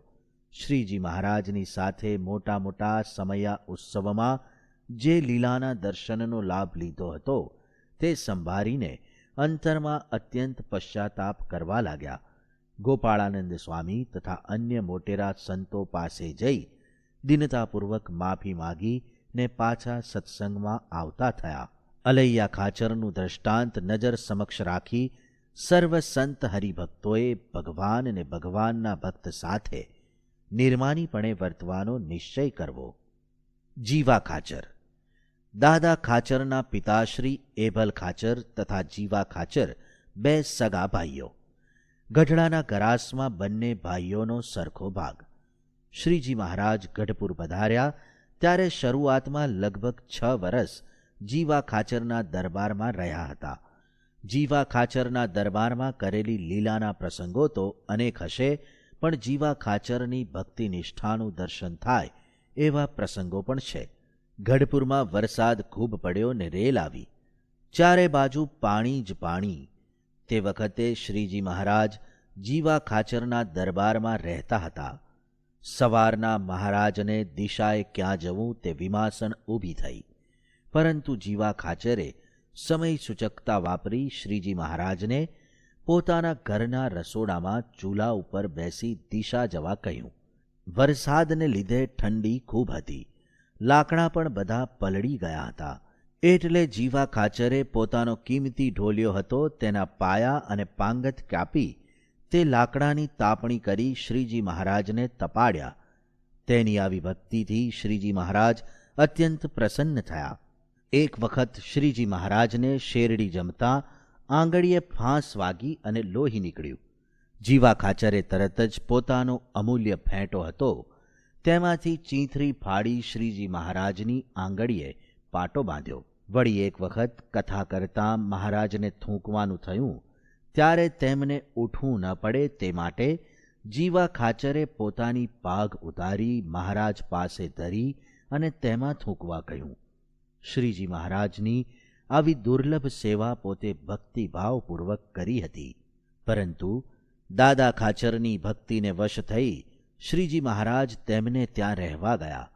દાદા ખાચર પ્રત્યે શ્રીજી મહારાજનો પક્ષપાત સહન ન થવાથી જીવા ખાચરના મનમાં ઈર્ષ્યાના બીજ વવાયા અને ધીરે ધીરે તે ઈર્ષ્યાના ઝાડ થયા.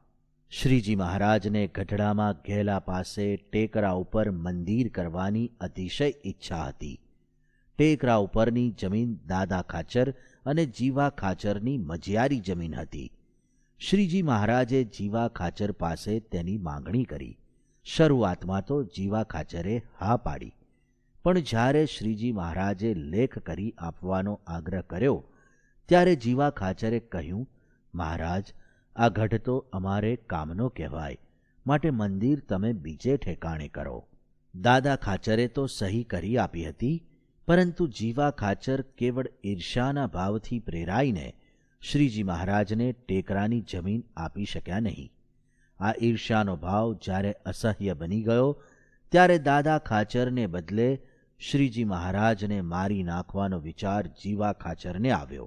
રામ ખાચર નામના એક કાઠીને થોડી જમીન તથા રોકડ રકમ આપવાનું નક્કી કરીને એક રાત્રે તેને મોકલ્યો. રામ ખાચર ઉઘાડી તલવારે રાત્રે શ્રીજી મહારાજ જે સંડાસમાં જતા તેમાં સંતાઈ ગયો. રોજના ક્રમ પ્રમાણે શ્રીજી મહારાજને દિશાએ જવાનું થયું.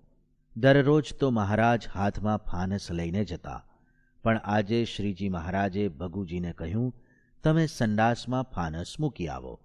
ભગુજી આ રહસ્ય ત્યાં નહીં. ત્યારે મહારાજે કહ્યું, ત્યાં કાંઈક કૌતુક છે. તેથી ભગુજી સાવચેતીથી ગયા ને સંડાસનું બારણું ઉઘાડ્યું. ત્યાં તો તેમણે સંડાસમાં ઉઘાડી તલવારે ઊભેલા રામ ખાચરને જોયા. ભગુજી મહારાજના વચનનું રહસ્ય સમજી ગયા અને રામ ખાચરને પકડી લીધા. મહારાજ પાસે તેને લાવ્યા ત્યારે મહારાજે કહ્યું, તેનો કાંઈ વાંક નથી. પછી રામ ખાચરે કહ્યું, જીવા ખાચરના કહેવાથી મેં આ કર્યું છે, હું તો નિર્દોષ છું. શ્રીજી મહારાજે કહ્યું, છોડી મૂકો. એમ કહી એને માફી આપી. જીવા ખાચરના અંત સમયે એમના બહેન અમુલાબાઈ મહારાજ પાસે આવ્યા અને મહારાજને પ્રાર્થના કરતા કહ્યું, ભાઈના કૃત્ય સામું ન જોતા એને તમારા ધામનો અધિકારી બનાવજો. શ્રીજી મહારાજે હસીને કહ્યું, અમારો એવો સ્વભાવ નથી. જો જીવના કૃત્ય સામું જોઈએ તો કોઈ જીવનો મોક્ષ થાય નહીં, પરંતુ જીવા ખાચરે જે સેવા કરી છે તેના પ્રતાપે તેને ધામમાં લઈ જઈશું. એમ કહી જીવા ખાચરને મહારાજ ધામમાં તેડી ગયા. આપણે પણ ઈષ્ટદેવની પ્રસન્નતા પ્રાપ્ત કરવી હોય તો ભગવાન તથા ભગવાનના ભક્ત સાથે ઈર્ષા મૂકી દઈ સરળ સ્વભાવે વર્તવું. પ્રકરણ મહારાજ રાજી. સંપ્રદાયના તીર્થો. ભારતીય સંસ્કૃતિનો ઇતિહાસ ભારતીય તીર્થો સાથે સંકળાયેલો છે. આજે પણ પુરાતન કાળના તીર્થો લાખો યાત્રિકોને પ્રેરણા આપી રહ્યા છે. તરતી પાપાદિકમ યસ્માત, જેના દ્વારા મનુષ્ય પાપાદિકથી મુક્ત થાય છે તેને તીર્થ કહેવાય છે. તીર્થોનું વાતાવરણ પવિત્ર હોય છે. ત્યાં જતાં જ મનમાં હૃદયમાં શાંતિ અને પવિત્રતાનો અનુભવ થાય છે. તીર્થોનું એવું મહત્વ છે, ત્યાં કઠોરમાં કઠોર માનવી, અરે પશુ પક્ષી વગેરે પણ અહિંસક બની જાય છે. સામાન્યપણે નદી, સરોવર અથવા ભૂમિને તીર્થ શબ્દથી ઓળખાવાય છે. જ્યાં દિવ્ય શક્તિ છે તેના સંબંધથી અથવા ત્યાં દર્શન સ્નાન કરવાથી મનુષ્યના જાણે અજાણે થયેલા પાપ નષ્ટ થાય છે. તીર્થો 3 પ્રકારના છે. 1. નિત્ય તીર્થ. સૃષ્ટિના પ્રારંભથી જે ભૂમિમાં દિવ્ય પાવનકારી ગુણો છે તેને યોગે કરીને તે નિત્ય તીર્થ કહેવાય છે. દાખલા તરીકે કૈલાસ, માનસરોવર, ગંગા, યમુના, નર્મદા વગેરે આ તમામ સ્થાવર તીર્થ કહેવાય છે. બીજું તીર્થ છે ભગવદીય તીર્થ, જ્યાં ભગવાનના અવતાર થયા હોય, જ્યાં એમણે લીલા કરી હોય, જ્યાં ભક્તોને દર્શન આપ્યા હોય, તે ભગવદીય એટલે કે ભગવાન સંબંધી તીર્થ કહેવાય છે. ભગવાન તો નિત્ય, દિવ્ય, અપ્રાકૃત, ચિન્મય છે. જ્યાં જ્યાં તેમના ચરણ અંકિત થયા તે ભૂમિ દિવ્ય થઈ ગઈ, એવો પ્રભુના ચરણ સ્પર્શનો પ્રભાવ છે. શ્રીજી મહારાજની પ્રાગટ્ય ભૂમિ છપૈયા એવું તીર્થ છે. અનેક બાળ ચરિત્રો કરેલા તે તમામ સ્થળો હજી તેવી જ સ્થિતિમાં સચવાયા છે. અયોધ્યામાં પણ શ્રીજી મહારાજનું બાળપણ વીત્યું હતું. સ્વામિનારાયણ ભગવાનનો જન્મ ઉત્તર પ્રદેશમાં થયો, પણ ગુજરાત તેમનું કાર્યક્ષેત્ર હોવાથી અહીં પણ શ્રીજી મહારાજના સંબંધને પામેલા અનેક તીર્થો છે. ગઢડા, લક્ષ્મીવાડી, વરતાલ, અમદાવાદ, ડભાણ, જેતલપુર, ધોલેરા, મૂડી, ભુજ, જૂનાગઢ તથા પંચતીર્થના સૌરાષ્ટ્ર, ગુજરાત અને કચ્છના સ્થળો શ્રીજી મહારાજના સંબંધે પરમ પાવનકારી છે. ત્રીજું તીર્થ છે સંત તીર્થ.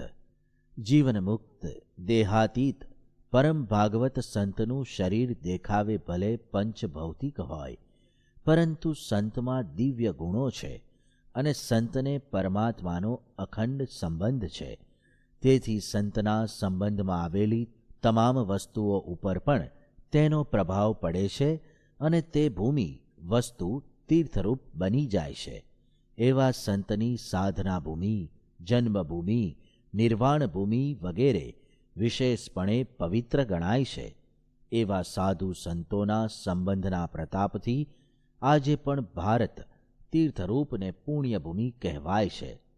ધર્મરાજ યુધિષ્ઠિર પ્રત્યે નારદજી કહે છે, ભવદ્વિતા ભાગવતાસ્તીર્થભૂતા સ્વયં વિભો તીર્થિર કુર્વંતી તીર્થાની સ્વાંતસ્થેન ગદાભૂતા. ભાગવત પહેલો સ્કંદ 13મો અધ્યાય 10મો શ્લોક. આવા સંતના સંબંધથી તીર્થ પવિત્ર થાય છે. પોતાના સંબંધ માત્રથી સમસ્ત પાપોને સમૂલ હરી લે છે, કારણ કે તેના હૃદયમાં શ્રીહરિનો અખંડ આવાસ છે. આવા સંત જંગમ તીર્થ કહેવાય છે. અક્ષર બ્રહ્મ ગુણાતીતાનંદ સ્વામી, બ્રહ્મ સ્વરૂપ પ્રાગજી ભક્ત, બ્રહ્મ સ્વરૂપ શાસ્ત્રીજી મહારાજ, બ્રહ્મ સ્વરૂપ યોગીજી મહારાજની જન્મભૂમિ, કાર્યભૂમિ તથા નિર્વાણ ભૂમિ ભાદરા, મહુવા, મહેડાવ, ધારી તથા બોચાસણ, સારંગપુર, ગોંડલ, અટલાદરા, ગઢડા, અમદાવાદ, મુંબઈ, સાંકરી વગેરે સ્થળો તથા બીજા એવા અનેક સ્થળો એવા ભગવત સ્વરૂપ સંતોના સંબંધે તીર્થત્વ પામ્યા છે. પ્રગટ બ્રહ્મ સ્વરૂપ પ્રમુખ સ્વામી મહારાજની જન્મભૂમિ તથા કાર્યભૂમિ તીર્થરૂપ છે. સંપ્રદાયના અસંખ્ય અનુયાયીઓ આ જૂના તથા નવા તીર્થોના પ્રતિવર્ષ દર્શન કરી પોતાના જીવનમાં શાંતિ મેળવીને ધન્યતા અનુભવે છે. ઈશ્વર સત્સંગ પ્રવીણ પ્રકરણ 9 શ્રી ધાર્મિક સ્તોત્ર. શ્રી વાસુદેવ વિમલામૃતધામ વાસમ નારાયણં નરકતારણ નામધેયં શ્યામં સિतं દ્વિભુજમેવ ચતુર્ભુજં ચ ત્વાં ભક્તિધર્મતનયં શરણં પ્રપદ્યે. શ્યામં સિतं દ્વિભુજમેવ ચતુર્ભુજં ચ ત્વાં ભક્તિધર્મતનયં શરણં પ્રપદ્યે. દિવ્ય વિશુદ્ધ વાસુદેવ રૂપી અક્ષરધામમાં નિવાસ કરનારા, નરકથી તારનારા નારાયણ જેનું નામ છે, તેમજ શ્યામ તથા શ્વેત વર્ણવાળા, હંમેશા 2 ભુજાઓથી શોભનાર, કોઈ વાર 4 ભુજાથી શોભતા એવા ભક્તિ તથા ધર્મના પુત્ર આપને હું શરણે જાઉં છું. શિક્ષાર્થમત્ર નિજ ભક્તિમતામ નરાણામ एकान्तधर्ममखिलं परिशीलयन्तम् अष्टाङ्गयोगकलनाश्च महाव्रतानि त्वां भक्तिधर्मतनयं शरणं प्रपद्ये. પોતાના ભક્તિવાળા ભક્તજનોની શિક્ષાને અર્થે સંપૂર્ણ એકાંતિક ધર્મ તથા અષ્ટાંગ યોગની સકળ કળાઓના તેમજ અહિંસા બ્રહ્મચર્યાદિ મહાવ્રતોને પોતાના આચરણથી પોતાના ભક્તોને શીખવવા અભ્યાસ કરતા એવા ભક્તિ તથા ધર્મના પુત્ર આપને હું શરણે જાઉં છું. શ્વાસેન સાકમનુલોમ વિલોમ વૃત્યા સ્વાંતર્બહિશ્ચ ભગવત્યુરુદાનિજસ્ય પૂરે ગતાગત જલામ બુદ્ધિનોપમેયમ ત્વાં ભક્તિધર્મતનયમ શરણમ પ્રપદ્યે. શ્વાસોશ્વાસ સહિત પોતાના અંતકરણમાં અને 12 નેત્ર આગળ પોતાની જે ભગવાનમાં વારે વારે અનુલોમ પ્રતિલોમ વૃત્તિ વર્તે છે તેણે કરીને ભરતીમાં જંતુ આવતું જળ જેનું છે એવા સમુદ્રની સાથે ઉપમા આપવા યોગ્ય એવા ભક્તિ તથા ધર્મના પુત્ર આપને હું શરણે જાઉં છું. બાહ્યાંતરિન્દ્રિયગણસ્વસનાધિદૈવ વૃત્યુદ્ભવસ્થિતિલયાનપી જાયમાનાન સ્થિત્વા તતઃ સ્વમહસા પૃથગીક્ષમાણં ત્વાં ભક્તિધર્મતનયં શરણં પ્રપદ્યે. બાહ્ય અને આંતર ઇન્દ્રિયોનો સમૂહ પ્રાણ ઇન્દ્રિયોના અધિષ્ઠાતા દેવતા તે સર્વથી વિવિધ વૃત્તિઓની જે ઉત્પત્તિ સ્થિતિ અને લય થાય છે તેને પણ સ્વસ્વરૂપમાં સર્વદા વર્તતા તમો સ્વયં સ્વપ્રતાપથી નિર્બંધ હોય તે થકી જુદા રહ્યા થકા તેને સાક્ષાત જુઓ છો એવા ભક્તિ તથા ધર્મના પુત્ર આપને હું શરણે જાઉં છું. માયામયા કૃતિતમો શુભવાસનાનાં કર્તુમ નિષેધમુરુધા ભગવત સ્વરૂપે નિર્બીજ સાંખ્યમતયોગ સુયુક્તિભાજમ ત્વાં ભક્તિધર્મતનયં શરણં પ્રપદ્યે. ભગવાનના સ્વરૂપમાં માયિક આકૃતિ અજ્ઞાન ને અશુભ દુર્ગુણોનો સારી રીતે નિષેધ કરવા માટે જેને નિર્બીજ એવા સાંખ્ય ને યોગના મતનું યુક્તિએ કરીને ખંડન કર્યું છે એવા ભક્તિ તથા ધર્મના પુત્ર આપને હું શરણે જાઉં છું. દિવ્યાકૃતિત્વસુ મહસ્ત્વસુ વાસનાનાં સમ્યગ વિધિ પ્રથયિતું ચ પતૌરમાયા સાલંબ સાંખ્ય પથયોગ સુયુક્તિભાજમ ત્વાં ભક્તિધર્મતનયં શરણં પ્રપદ્યે. રમાપતિ ભગવાનનું દિવ્ય આકૃતિપણું પ્રૌઢ પ્રતાપ અને સત્ય સંકલ્પવાદી ગુણોની સારી રીતે પુષ્ટિ કરવા માટે જેમ છે તેમ સત્ય સ્વરૂપ સાંખ્ય યોગના રહસ્યનું જ્ઞાન આપનારા ભક્તિ તથા ધર્મના પુત્ર આપને હું શરણે જાઉં છું. કામાર્થ તસ્કરણટ વ્યસની દ્વિષંતઃ સ્વસ્વાર્થ સિદ્ધિમિવ ચેતસી નિત્યમેવ નારાયણં પરમયેવ મુદા સ્મરંતં ત્વાં ભક્તિધર્મતનયં શરણં પ્રપદ્યે. કામાર્થ, ચોર, નટ, વ્યસની અને દ્વેષીજનો પોતાનું ધાર્યું કામ સિદ્ધ કરવા જેમ પોતાનું ચિત્ત હંમેશા તેમાં પરોવે છે અર્થાત તેનું અખંડ ચિંતન કર્યા જ કરે છે તેમ નારાયણનું જે પ્રેમપૂર્વક અખંડ સ્મરણ કરે છે તે શ્રી ભક્તિ તથા ધર્મના પુત્ર આપને હું શરણે જાઉં છું. સાધ્વી ચકોરશલભાસ્તિમિ કાલકંઠ કોકાની જ્યેષ્ઠ વિષયેષુ યથૈવ લગ્નઃ મૂર્તો તથા ભગવતોત્ર મુદાતિ લગ્નં ત્વાં ભક્તિધર્મતનયં શરણં પ્રપદ્યે. સાધ્વી સ્ત્રી, ચકોર પક્ષી, પતંગિયું, માછલું, મોર અને ચક્રવાક પક્ષી પોતાના ઈષ્ટ વિષયમાં જેમ સંલગ્ન રહે છે તેમ ભગવાનના સ્વરૂપમાં જે પ્રસન્નતાપૂર્વક સંલગ્ન રહે છે તે ભક્તિ તથા ધર્મના પુત્ર આપને હું શરણે જાઉં છું. સ્નેહાતુરસ્વથ ભયાતુર આમયાવી યદ્વત્ક્ષુધાતુરજનશ્ચ વિહાયમાનમ દૈન્યમ ભજેયુરિહ સત્સુ તથાચરંતં ત્વં ભક્તિધર્મતનયં શરણં પ્રપદ્યે. સ્નેહાતુર ભયાતુર રોગી અને ભૂખ્યાજનો જેમ સ્વમાનનો ત્યાગ કરી દિનતાપૂર્વક આજીજીપૂર્વક અહીં જગતમાં માયિક વસ્તુ પ્રાપ્તિ કે વિઘ્ન ટાળવા માટે ભજન કરે છે, બરાબર તે રીતે એકાંતિક સંતો આગળ ભક્તજનની શિક્ષાને અર્થે સ્વમાનનો પરિત્યાગ કરી પરબ્રહ્મના સ્વરૂપમાં જે અખંડ રહે છે તે ભક્તિ તથા ધર્મના પુત્ર આપને હું શરણે જાઉં છું. ધર્મસ્થિતેરુપગતેર્બૃહતા નિજેખ્યમ સેવ્યો હરિસિતમઃ સ્થિતદિવ્યમૂર્તિ શબ્દાદ્યરાગિવિરિતિ સ્વમतं વદન્तं ત્વાં ભક્તિધર્મતનયં શરણં પ્રપદ્યે. ધર્મને અનુસરનારાઓએ સ્વીકારેલું અક્ષર સાથેનું એકતાપણું શબ્દાદિ પંચ વિષયમાં વિરક્તજનોને અક્ષરધામમાં રહેલ દિવ્યમૂર્તિ શ્રીહરિ એક જ સેવ્ય છે એવો પોતાનો મત જેણે દર્શાવ્યો છે તે ભક્તિ તથા ધર્મના પુત્ર આપને હું શરણે જાઉં છું. સદ્ગ્રંથ નિત્ય પઠન શ્રવણાદિ સત્વં બ્રાહ્મીં ચ સત્સદશિષા સતમત્ર વિદ્યામ સંસાર જાલપતિતાખિલ જીવબંધો ત્વાં ભક્તિધર્મતનયં શરણં પ્રપદ્યે.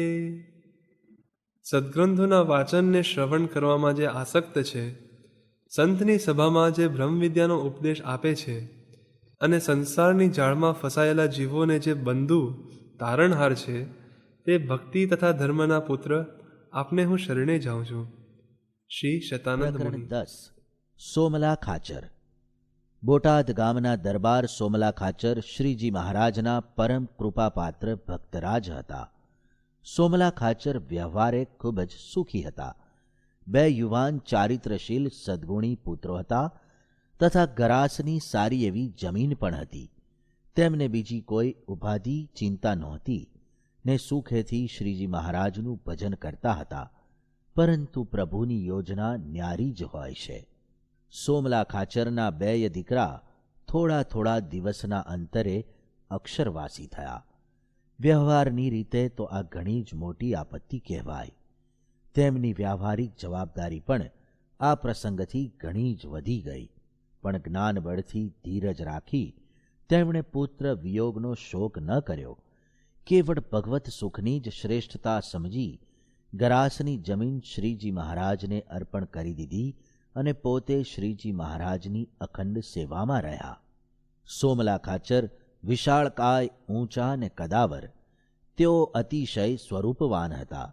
પોતે સોનાની મૂઠવાળી ભારે કિંમતી તલવાર સાથે રાખતા, પરંતુ શ્રીજી મહારાજની સેવામાં રહ્યા પછી આ બધો ઠાઠમાઠ તેમણે છોડી દીધો અને સફેદ કપડાં પહેરી લીધા. પાર્ષદ તરીકે મહારાજની તેઓ સેવા કરવા લાગ્યા. તેમના મનમાં કોઈ પણ પ્રકારનો ડર કે ભય નહોતો. શૂરવીરતાપૂર્વક હિંમતથી દરેક પ્રકારની મહારાજની સેવા કરતા. શ્રીજી મહારાજ ગમે તેવું કાર્ય સોંપે, દૂર મોકલે તો પણ જતા ને કાર્ય સિદ્ધ કરીને જ આવતા. આવા કાઠીઓને પ્રેમથી વશ કરી પોતાની આજ્ઞામાં ટૂંક ટૂંક વર્તાવવા એ પણ શ્રીજી મહારાજનું એક અસાધારણ ઐશ્વર્ય હતું. સોમલા ખાચરની શૂરવીરતા અનેક પ્રસંગે દેખાતી. ખોખરા મહેમદાવાદમાં લોલંગર બાવાએ શ્રીજી મહારાજને જે ઉપાધિ કરવા ધારી હતી તે પ્રસંગે સોમલા ખાચરની શૂરવીરતાનું સૌને દર્શન થયું હતું. શ્રીજી મહારાજના ચારિત્રશીલ પરમહંસોની નિર્માની, વ્યસન મુકાવનાર ને સદ્ધર્મ પ્રવર્તાવનારની સુંદર છાપ સહન ન કરી શકવાથી વૈરાગી બાવાઓએ તેમને અનેક પ્રકારના કષ્ટ આપ્યા. આ સંતોને ગાળો દેવી, વસ્ત્રો તથા પાત્રો ફોડી નાખવા, માર મારવો એ એમનો નિત્યક્રમ થઈ ગયો હતો. ખોખરા મહેમદાવાદ ગામમાં શ્રીજી મહારાજ 500 પરમહંસો સાથે પધાર્યા. તે વખતે ત્યાંનો લો લંગર બાવો ભારે કોપાયમાન થયો. સ્વામિનારાયણને પકડવાનો ખરો લાગ આવ્યો છે એમ જાણી શ્રીજી મહારાજને પકડવા પોતાના શિષ્ય મંડળ સાથે ધસી આવ્યો. શ્રીજી મહારાજે અગાઉથી 400 સંતોને સુરત મોકલી દીધા હતા. કાંકરિયા તળાવે સ્નાન કરી ધૂન કીર્તન બોલાવતા સંતો આવતા હતા. તે સમયે બાવાઓ હથિયાર સાથે આવી પહોંચ્યા. મારો કાપો, બીજી વાત નહીં એમ બોલવા લાગ્યા. એક સત્સંગીને તલવાર મારી ત્યાં તો સિંહ સમાન સોમલા ખાચર બીજા પાડાઓ સાથે છૂટ્યા. હથિયાર સાથે ઝપાઝપી થઈ. 4 આગેવાન બાવાઓને તાત્કાલિક ચોકમાં ઢાળી દીધા અને ભંગાણ પડ્યું. સૌ બાવાઓ ભાગી ગયા. સોમલા ખાચરની શૂરવીરતા આ પ્રસંગે ખરેખર કામ આવી ગઈ. સૌને હિંમત આવી ગઈ. શ્રીજી મહારાજ પ્રત્યે સોમલા ખાચરનો આવો અપૂર્વ પક્ષ અને ભક્તિભાવ હતો. આ ભક્તરાજની શ્રીહરિ પ્રત્યેની નિર્દોષ બુદ્ધિ અનન્ય હતી.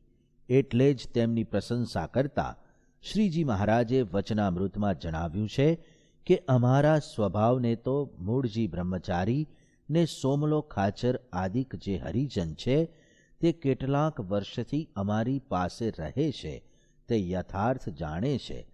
કાર્યાણીનું 6ઠું વચનામૃત. તેમની પ્રશંસા કરતા શ્રીજી મહારાજે કાર્યાણીના 6ઠ્ઠા વચનામૃતમાં જણાવ્યું છે કે અમારા સ્વભાવને તો મૂળજી બ્રહ્મચારી ને સોમલો ખાચર આદિક જે હરિજન છે તે કેટલાક વર્ષથી અમારી પાસે રહે છે તે યથાર્થ જાણે છે. વળી તેમની સત્સંગમાં સદાય એક સરખી રહેણી કરણી પણ શ્રીજી મહારાજને પ્રિય હતી. વચનામૃત ગઢડા અંત્યના 24માં શ્રીજી મહારાજ તેનો નિર્દેશ કરે છે. આમ અખંડ શ્રીજી મહારાજના સાનિધ્યમાં રહી તેમની રુચિ જાણીને મહિમાપૂર્વક સેવા કરતા સોમલા ખાચર આદર્શ 11 જેતલપુરની ગણિકા. શ્રીજી મહારાજ ગાડું ભરેલા ઘઉં સાથે જેતલપુરની શેરીઓમાં ઘરોઘર ફરી રહ્યા છે. જેતલપુરમાં મહાન યજ્ઞ કરવો છે. અસંખ્ય બ્રાહ્મણોને જમાડવા છે. તેથી સૌ ઘઉં દળીને આપે તે હેતુથી શ્રીજી મહારાજ દરેક ઘેર 2 માપ ઘઉં આપતા. સૌ ભાવિક ભક્તોએ આ સેવા પ્રેમપૂર્વક ઉઠાવી લીધી. મહારાજને તો અસંખ્ય જીવોનું કલ્યાણ કરવું હતું. તેથી ઘણા ભક્તોએ 2 માપથી વધુ ઘઉં દળવા માગ્યા, છતાં આપ્યા નહીં. ફરતા ફરતા શ્રીજી મહારાજ એક વેશ્યાના ઘર પાસે આવ્યા. વેશ્યા હિંડોળા ખાટ ઉપર આરામ કરતી હતી. અવાજ સાંભળી બહાર આવી. ભગવાન સ્વામિનારાયણના દર્શન કરતા વહેત જ એની વૃત્તિઓ મહારાજની મૂર્તિમાં તણાઈ ગઈ. અંતરમાં કોઈ અદ્ભુત આકર્ષણ થયું. આ આકર્ષણથી ખેંચાઈને પોતાના પગથિયા ઉપર ઊભા ઊભા જ સામે ગાડા ઉપર બિરાજેલા મહારાજને પૂછ્યું, સ્વામીન, આ ઘઉં તમે સૌને દળવા માટે આપો છો? હા. શ્રીજી મહારાજે કહ્યું, આનું મહેનતાણું શું આપશો? અમે પૈસાના રૂપમાં મહેનતાણું આપતા નથી, પણ આ કાર્ય માટે રાજી થઈ આશીર્વાદ આપીએ છીએ. જો હું દળું તો તમારા આશીર્વાદ મને આપશો? જરૂર. જો તારા પોતાના હાથે દળીશ તો મને પણ મારો ભાગ આપો. શ્રીજી મહારાજે 2 માપ એટલે કે લગભગ 2 મણ ઘઉં દળવા માટે તે વેશ્યાને આપ્યા. ઘઉં લઈ તે ઘરમાં દાખલ થઈ. સ્નાન કરી શુદ્ધ થઈ પોતે જાતે ઘંટી સાફ કરી દાસીઓ બહુ પ્રકારે કહેવા લાગી, લાવો અમે દળી દઈએ. તમે આ કામ કર્યું નથી તેથી કઠણ પડશે, થાક લાગશે, હાથે ફોલ્લા પડશે. પણ શ્રીજી મહારાજને પ્રસન્ન કરવાની લગની તેને લાગી હતી. તે દ્રઢતાપૂર્વક બોલી, હું મારા હાથે જ દળીશ. પ્રભુએ મને મારા હાથે જ દળવાનું કહ્યું છે. સ્વામિનારાયણ ભગવાનનું સ્મરણ કરતી કરતી તે બાઈ દળવા લાગી. એને થાક લાગ્યો. અંગો અંગમાંથી પરસેવો છૂટવા લાગ્યો. પણ તેને તો એક જ રઢ લીધી હતી કે કાલે સવાર સુધી ઘઉં દળીને પૂરા કરવા છે. જેમ જેમ ઘઉં દળાતા ગયા તેમ તેમ અંતરની મલિનતા દૂર થતી ગઈ. સત્યકામ જાબાલી ક્યાં શાસ્ત્રોનો અભ્યાસ કરવા ગયા હતા, પણ ગુરુની આજ્ઞાથી ગાયોની સંભાળ રાખી તો ગુરુ કૃપાથી જ્ઞાન થયું. તેમ જેતલપુરની આ વેશ્યા આજે શ્રીજી મહારાજની કૃપાની અધિકારી બની હતી. આખી રાત અન્ન પાણી લીધા વગર તેણે દળ્યા કર્યું. સવારે દળવાનું પૂરું થયું. સ્નાન કરી કોઈ પણ ઠાઠમાઠ વિના સાદા વસ્ત્રો ધારણ કરી લોટનો ટોપલો લઈ પગે ચાલીને મહારાજ પાસે આવી. ઘઉંના લોટનો ટોપલો મહારાજના ચરણ આગળ મૂક્યો ને હાથ જોડી ઊભી રહી. શ્રીજી મહારાજ ખૂબ રાજી થયા. વેશ્યાએ પૂછ્યું, મને આપના આશીર્વાદ મળશે કે નહીં? સભાજનો શંકા કુશંકાઓ કરવા લાગ્યા. આ તો વેશ્યા છે, હલકા કર્મ કરે છે, તે કોઈ દિવસ જાતે દળે નહીં. કોઈ દાસી પાસે દળાવ્યું હશે, તેને વળી આશીર્વાદ કેવા? પરંતુ પ્રભુને તો તેના નિર્મળ અંતઃકરણની ને પ્રેમની ઝાંખી સૌને કરાવવી હતી. શ્રીજી મહારાજે પૂછ્યું, આ ઘઉં તે જાતે દળ્યા છે? હા, તે બોલી. તારા હાથ બતાવતો. તેના હાથ ઉપર સખત ફોલ્લાઓ પડી ગયા હતા. લોહીના ટશિયા ફૂટ્યા હતા. સૌ સભાજનો આ જોઈ સ્તબ્ધ થઈ ગયા. સૌની શંકાનું નિવારણ થઈ ગયું. તે બાઈને આશીર્વાદ આપતા શ્રીજી મહારાજે કહ્યું, જા, મુક્તાનંદ સ્વામી જેવું તારું કલ્યાણ થશે. એક વેશ્યાબાઈનો આવો ભક્તિભાવ ને તેનું આવું પરિવર્તન જોઈ સૌને આશ્ચર્ય થયું. શ્રીજી મહારાજના સંબંધનો પ્રતાપનો મહિમા સૌને સમજાયો. તે બાઈના આમંત્રણથી મહારાજ સંતો હરિભક્તો સાથે તેના મહેલે પધાર્યા. સ્થળ પાવન કર્યું ને સૌને જમાડી રાજી કર્યા. આવો ભક્તિભાવ પ્રગટ થાય તો ભગવાનને રાજી કરવા માટે બીજા સાધન. પ્રકરણ 12. સંપ્રદાયના શાસ્ત્રો. શાસ્ત્ર એટલે શું?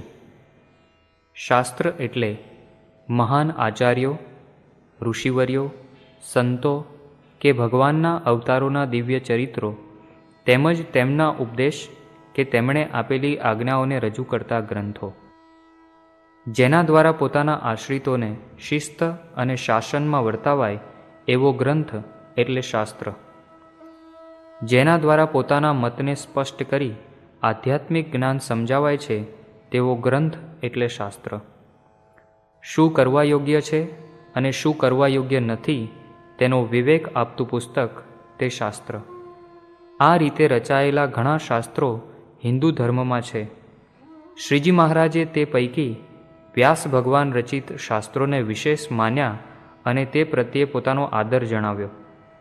તે છતાં વચનામૃત ગરડા મધ્યના 58માં કહ્યું, સંપ્રદાયની પુષ્ટિ તો એમ થાય છે જે સંપ્રદાયના ઇષ્ટદેવ હોય તેનો જે હેતુ માટે પૃથ્વીને વિશે જન્મ થયો હોય અને જન્મ ધરીને તેણે જે ચરિત્ર કર્યા હોય અને જે આચરણ કર્યા હોય તે આચરણને વિશે ધર્મ પણ સહેજે આવી જાય અને ઈષ્ટદેવનો મહિમા પણ આવી જાય.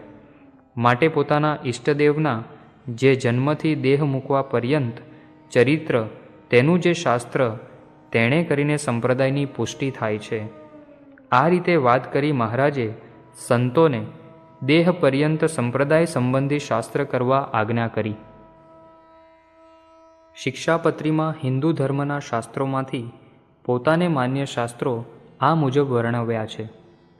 4 વેદ તથા વ્યાસસૂત્ર તથા શ્રીમદ ભાગવત નામે પુરાણ તથા મહાભારતને વિશે તો શ્રી વિષ્ણુ સહસ્ત્રનામ તથા શ્રી ભગવદ્ ગીતા તથા વિદુરજીએ કહેલી જે નીતિ તથા સ્કંદ પુરાણનો જે વિષ્ણુખંડ તેને વિશે રહ્યું એવું જે શ્રી વાસુદેવ મહાત્મ્ય અને ધર્મશાસ્ત્રના મધ્યમાં રહી એવી જે યાજ્ઞવલ્ક્ય ઋષિની સ્મૃતિ એ 8 સત્શાસ્ત્ર તે અમને ઇષ્ટ છે. સંપ્રદાયના દરેક આશ્રિત માટે તો સંપ્રદાયના શાસ્ત્રો જ મોક્ષ માર્ગે ઉપયોગી અને ઈષ્ટદેવનો મહિમા સમજવા મદદરૂપ થાય. તેથી આપણે અહીં આપણા સંપ્રદાયના મુખ્ય ગ્રંથોનો પરિચય કરીશું. વચનામૃત. વચનામૃત એ શ્રીજી મહારાજના શ્રીમુખની અમૃતવાણી છે. ગુજરાતી ભાષાના પ્રથમ ગદ્ય ગ્રંથ તરીકે પણ સાહિત્ય ક્ષેત્રે પ્રસિદ્ધ છે. સ્વામિનારાયણ ભગવાને પોતાના આશ્રિત ભક્તોને અનેક સમયે આધ્યાત્મિક રહસ્યની વાતો કરી હતી. તેમની ઉપદેશની રીત સચોટ હતી. શાસ્ત્રોના ગૂઢ રહસ્યો અલ્પજ્ઞ મનુષ્યો પણ સમજી શકે તેવી સરળ અને ગ્રાહ્ય ભાષામાં સ્થૂળ દ્રષ્ટાંતો સાથે રજૂ કરતા ક્યારેક મહારાજે સ્વયં ઉપદેશ કર્યો, ક્યારેક હરિભક્તોએ મોક્ષ માર્ગમાં પોતાને મૂંઝવતા પ્રશ્નો પૂછ્યા, ક્યારેક પરદેશી તત્વોએ આવી પ્રશ્નો પૂછ્યા. આવા પ્રસંગોએ શ્રીજી મહારાજે જેમને અગ્રેસર અને ગુરુપદે સ્થાપ્યા હતા તેવી સર્વમાન્ય વ્યક્તિઓ, નૈષ્ઠિક વ્રતધારી સંતો, યોગી પ્રવર સદ્ગુરુ ગોપાળાનંદ સ્વામી, વિદ્યાવારિધિ સદ્ગુરુ નિત્યાનંદ સ્વામી, સંત શિરોમણી સદ્ગુરુ મુક્તાનંદ સ્વામી તથા શુકાવતાર સદ્ગુરુ શુકાનંદ સ્વામીએ તે ઉપદેશ વચનોને યથાર્થ રીતે ઉતારી લીધા અને તેનો સંગ્રહ કર્યો તે આ વચનામૃત. દરેક વચનામૃતની શરૂઆતમાં શ્રીજી મહારાજનું ધ્યાન થાય તે હેતુથી મહારાજ કેમ, કયા મુખે બિરાજ્યા છે, કેવા વસ્ત્ર આભૂષણો ધારણ કર્યા છે, સાથે તિથિ, સંવત, સંત હરિભક્ત વૃંદ વગેરેનું વર્ણન કરી હુબહુ ચિત્ર રજૂ કર્યું છે, જેથી મહારાજની વાણી સાંભળતા પહેલાં એમની મૂર્તિનું સ્મરણ થાય. આથી વચનામૃતનું ઐતિહાસિક મૂલ્ય અને પ્રમાણભૂતતા પણ જળવાય છે. વચનામૃતમાં મુખ્યત્વે સ્વધર્મ, આત્મજ્ઞાન, વૈરાગ્ય, મહાત્મ્યયુક્ત ભક્તિ અને બ્રહ્મ અને પરબ્રહ્મના મૂળ અનાદિ સ્વરૂપોનું નિરૂપણ કરેલું છે. ભગવાનની વાણી એ પરાવાણી છે. એ વાણીને કાળનો ક્ષેપ નથી. તે સર્વકાળ માટે જીવંત છે. આજે પણ આપણા જીવનના પ્રશ્નો તે થકી ઉકલે છે. વચનામૃતની પ્રામાણિકતા શ્રીજી મહારાજ પોતે જ આપે છે. આ જે વાર્તા તે અમે પ્રત્યક્ષ દેખીને કરી છે. વચનામૃત ગરડા પ્રથમ 64. આ વાર્તા દંભે કરીને, માને કરીને નથી કરી, પણ જે દીઠેલ છે ને મારા અનુભવે કરીને પણ સિદ્ધ કરી છે. વચનામૃત ગરડા મધ્ય 13. આ તો અમારી અજમાવેલ વાત છે અને જેમ વર્તીએ છીએ તેમ કહીએ છીએ. વચનામૃત ગરડા અંત્ય 39. આ ગ્રંથની વિશેષતા એ છે કે 4 સંતોએ વચનામૃતને પુસ્તક રૂપે ગ્રથિત કર્યા પછી શ્રીજી મહારાજને દેખાડ્યું અને મહારાજ એ પુસ્તક જોઈ અત્યંત પ્રસન્ન થયા અને માન્ય કર્યું. મહારાજે જે ગામમાં ઉપદેશ આપ્યો છે તે ગામના નામ વચનામૃતના પ્રકરણો પાડી જોડ્યા છે. ગરડાના વચનામૃતોને પ્રથમ, મધ્ય અને અંત્ય પ્રકરણોમાં ગોઠવ્યા છે. આ રીતે ગરડા પ્રથમ પ્રકરણના 78, સારંગપુરના 18, કારિયાણીના 12, લોયાના 18, પંચાળાના 7, ગરડા મધ્ય પ્રકરણના 67, વરતાલના 20, અમદાવાદના 3, ગરડા અંત્ય પ્રકરણના 39 વચનામૃત મળીને વરતાલ દેશની વચનામૃતની પ્રતમાં કુલ 262 વચનામૃતો છે. આ ઉપરાંત અમદાવાદ, અસલાલી ને જેતલપુરના 11 વચનામૃતો સાથે અમદાવાદ દેશની વચનામૃતની પ્રતમાં કુલ 273 વચનામૃતો છે. પૃથ્વી ઉપર અવતારો અને મહાપુરુષો પ્રગટ થયા, પરંતુ તેમની વાણી પાછળથી તેમના ભક્તો દ્વારા સ્મૃતિ આધારે ગ્રથિત થઈ છે. જ્યારે વચનામૃત એ એક જ એવો ગ્રંથ છે કે જેમાં અક્ષરાધિપતિ પુરુષોત્તમ નારાયણની વાણી, પરાવાણી યથાવત રૂપમાં પ્રાસાદિક ભાષામાં ગ્રથિત થઈ છે. આથી જ અક્ષરબ્રહ્મ ગુણાતીતાનંદ સ્વામીએ કહ્યું છે કે વચનામૃત સિવાય બીજામાં માલ મનાય છે એ જ મોહ છે. શિક્ષાપત્રી. આચારઃ પ્રથમો ધર્મ. જેટલો આચાર શુદ્ધ એટલું જીવન શુદ્ધ. જીવન શુદ્ધ અને પવિત્ર હોય તો સાત્વિકતા આવે, જેથી મોક્ષ માર્ગ સરળ બને. આપણા ઈષ્ટદેવ સ્વામિનારાયણ ભગવાને આપણા મોક્ષ માર્ગની સરળ ગતિ માટે શિક્ષાપત્રી આચાર ગ્રંથ આપ્યો. સંવત 1882ના મહાસુદી પંચમી વસંત પંચમીને દિવસે શિક્ષાપત્રી લખી આપણને આપી. શિક્ષાપત્રી એ ઋષિમુનિઓ રચિત સ્મૃતિઓના સારરૂપ છે. આ શિક્ષાપત્રીમાં ત્યાગી અને ગૃહસ્થોના ધર્મ વિગતે કહ્યા છે. આ નિયમો આપણે આપણા રોજિંદા જીવનમાં સમજીને ઉતારીએ તો આપણને કોઈ વિઘ્ન ન આવે. આ નાનકડા ગ્રંથમાં તત્વજ્ઞાન સંબંધી વાત પણ આવરી લીધી છે.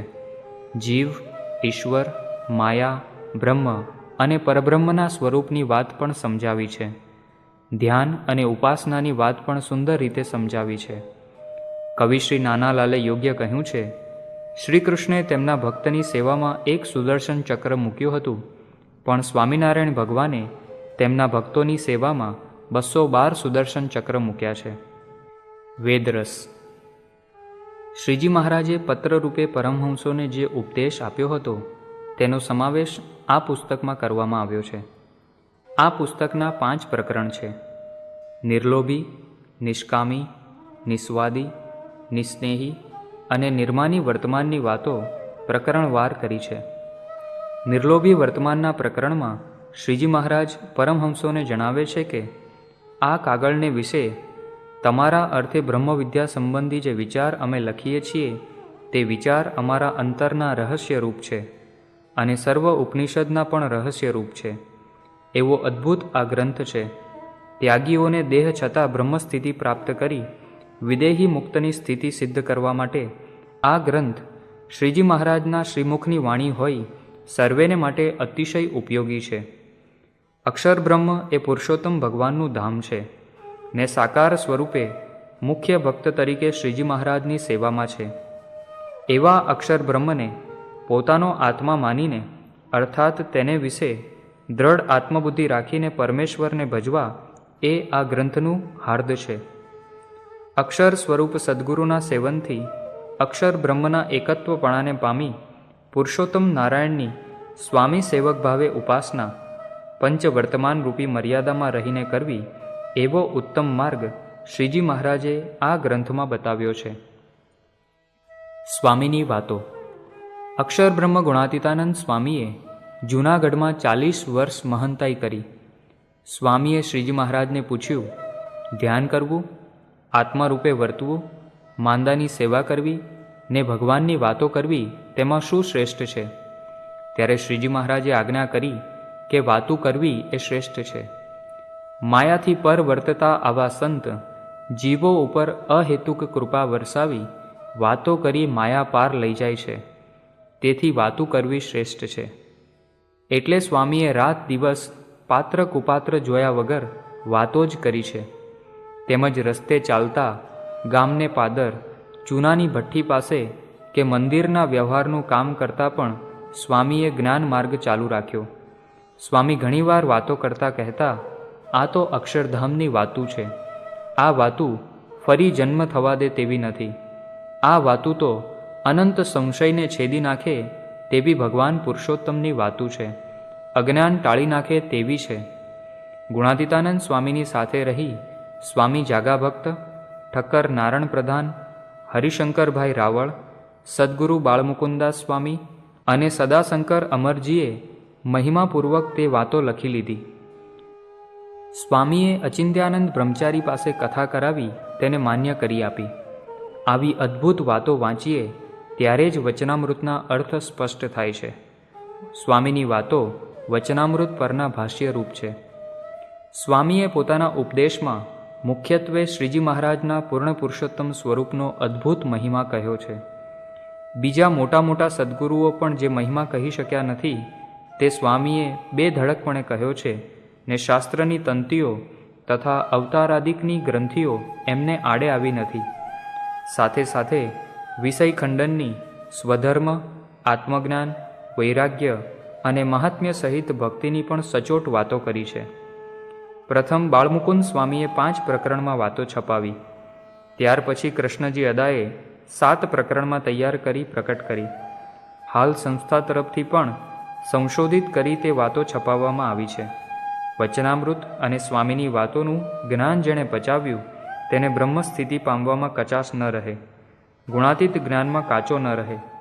સ્વામી કહેતા, આ વાતું તો અંગ્રેજના લોઢા જેવી છે. અડતામાં અળગું કરે, માયાનો લેશ રહેવા ન દે. બ્રહ્મ સ્વરૂપ શાસ્ત્રીજી મહારાજે અને યોગીજી મહારાજે સ્વામીની વાતોનો મહિમા અપરંપાર વધાર્યો છે. સત્સંગી જીવન. સત્સંગી જીવન આપણા સંપ્રદાયનો સંસ્કૃત ભાષામાં રચાયેલો મુખ્ય ગ્રંથ છે. આ ગ્રંથના કર્તા શતાનંદ મુનિ છે. એકવાર શતાનંદ મુનિએ ગઢપુરમાં શ્રીજી મહારાજના સ્તુતિ શ્લોક રચી મહારાજ પાસે ગાયા. શ્રીજી મહારાજ અત્યંત પ્રસન્ન થયા અને વરદાન માગવા કહ્યું. ત્યારે તેમણે કહ્યું, મારે બીજી કોઈ ઈચ્છા નથી.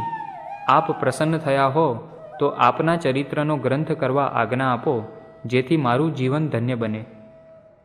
શ્રીજી મહારાજે પ્રસન્ન થઈ આજ્ઞા આપી અને આ રીતે ગ્રંથની ઉત્પત્તિ સંવત 1885ના માગશર સુદ છઠને દિવસે ગઢપુરમાં થઈ.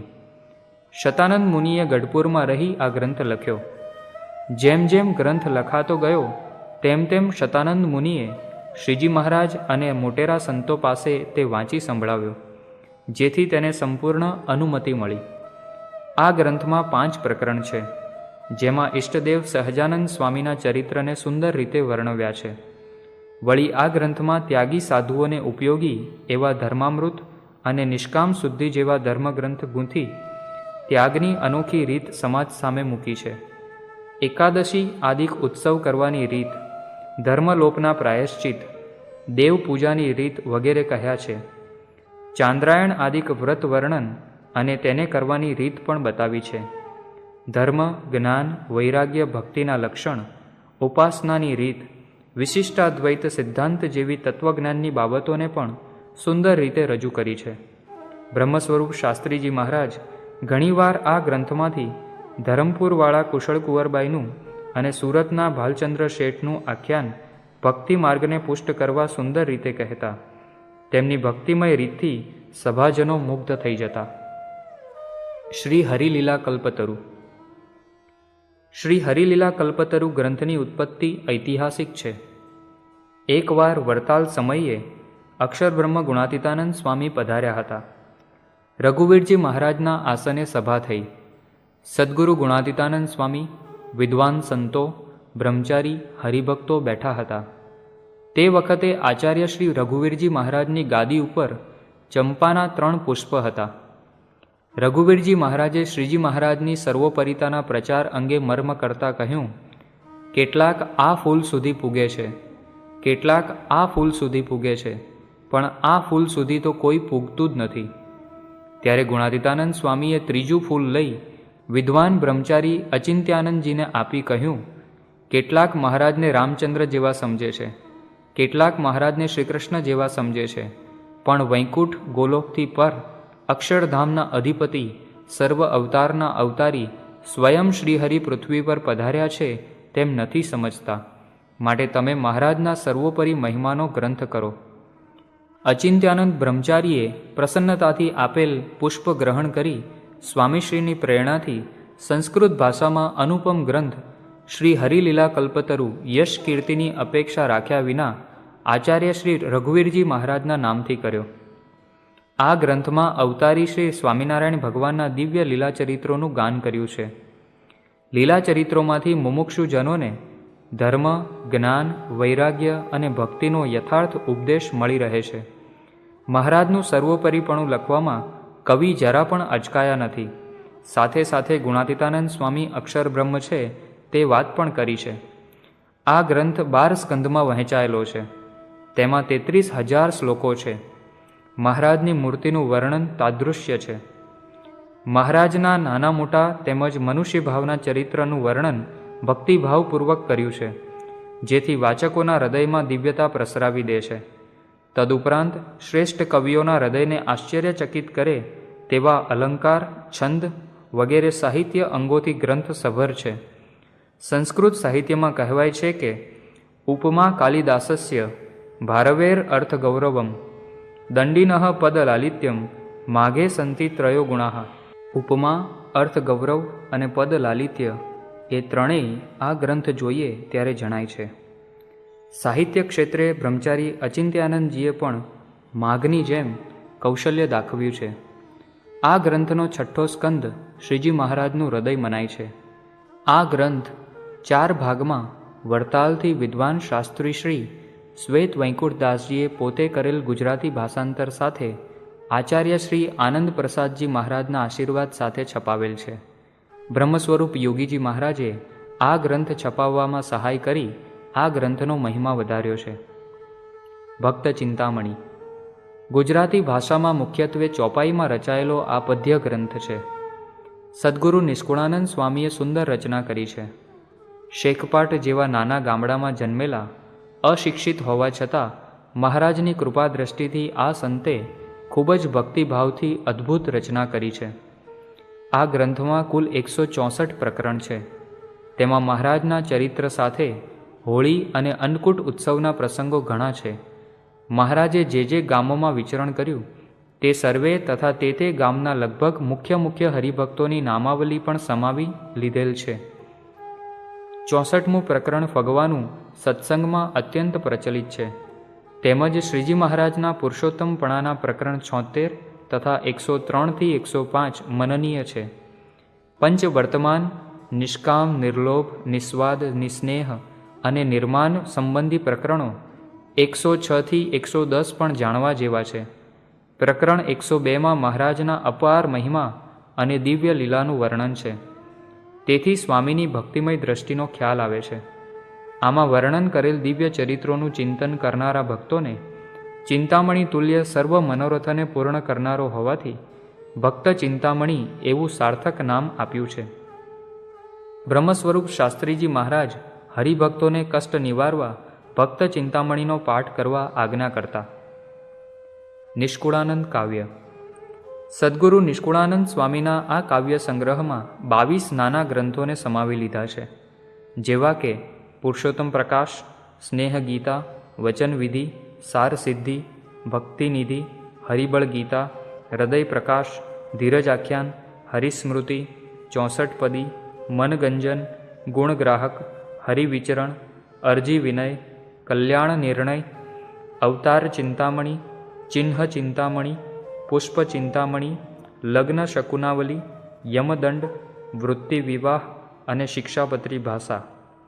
બધા જ ગ્રંથો અમૂલ્ય છે. પુરુષોત્તમ પ્રકાશમાં શ્રીજી મહારાજનો સર્વોપરી મહિમા કહ્યો છે. પ્રકાર 41-42માં સંત દ્વારા પ્રકટપણાની વાત પ્રસિદ્ધ છે.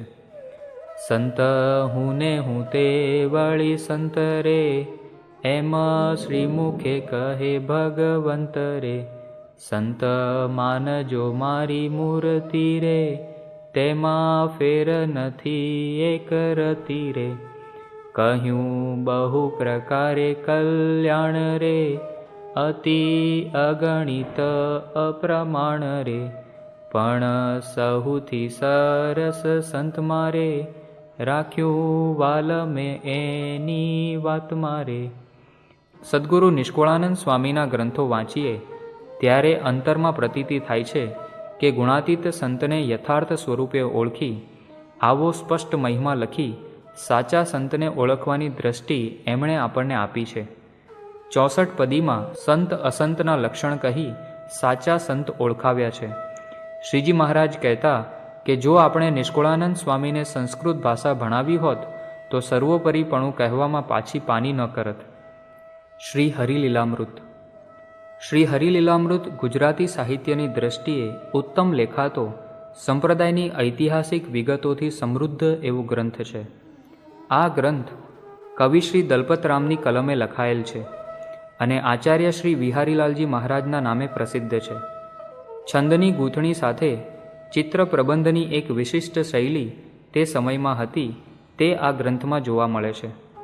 વિવિધ છંદ, ઉપદેશની સચોટ રીત, અલંકાર, પદલાલિત્યથી સભર ગ્રંથ સારા કંઠે વારંવાર સાંભળવાનું અને ચિંતન કરવાનું મન થાય તેવો છે. ઉપજાતિમાં મૂકેલ ઉપદેશ જીવનમાં ઘણો જ ઉપયોગી થાય તેવો છે. શ્રીજી મહારાજના જીવન સાથે ભક્તોના આખ્યાનો રોચક અને મનનીય છે. આચાર્યશ્રીએ સહજાનંદ સ્વામીનો સર્વોપરી ભાવ લખવામાં ઉણપ નથી રાખી. તેથી તેમની ઇષ્ટદેવ પ્રત્યેની ભક્તિનો ખ્યાલ આવે છે. વરતાલ દેશમાંથી 2 ભાગમાં પ્રસિદ્ધ થયેલ આ ગ્રંથ સુંદર છે. આ ઉપરાંત અક્ષરબ્રહ્મ ગુણાતીતાનંદ સ્વામીનું જીવનચરિત્ર, બ્રહ્મસ્વરૂપ પ્રાગજી ભક્તનું જીવનચરિત્ર તથા બ્રહ્મસ્વરૂપ શાસ્ત્રીજી મહારાજનું જીવનચરિત્ર, બ્રહ્મસ્વરૂપ યોગીજી મહારાજનું જીવનચરિત્ર તેમજ પ્રગટ બ્રહ્મસ્વરૂપ પ્રમુખ સ્વામી મહારાજના દિવ્ય જીવન અને કાર્યને લક્ષીને પ્રકાશિત થયેલા ગ્રંથો પણ ખૂબ પ્રેરક છે. આ ગ્રંથોમાં શ્રી અક્ષર પુરુષોત્તમ અર્થાત સ્વામિનારાયણ સંપ્રદાયના ઇતિહાસ અને તત્વજ્ઞાનનું અદ્વિતીય સાહિત્ય છે. આ ગ્રંથોના લેખક શ્રી હર્ષદરાય દવે તથા અન્ય લેખકોએ આધુનિક જન સમુદાયને રોચક સાહિત્ય શાસ્ત્રના આચાર્ય હિરણ્યગર્ભ અને મહર્ષિ પતંજલિએ અષ્ટાંગ યોગના 8 અંગમાં 7મું અંગ તે ધ્યાન બતાવ્યું છે. ભગવાનનું સ્મરણ કરવું તેને પણ ધ્યાન કહે છે.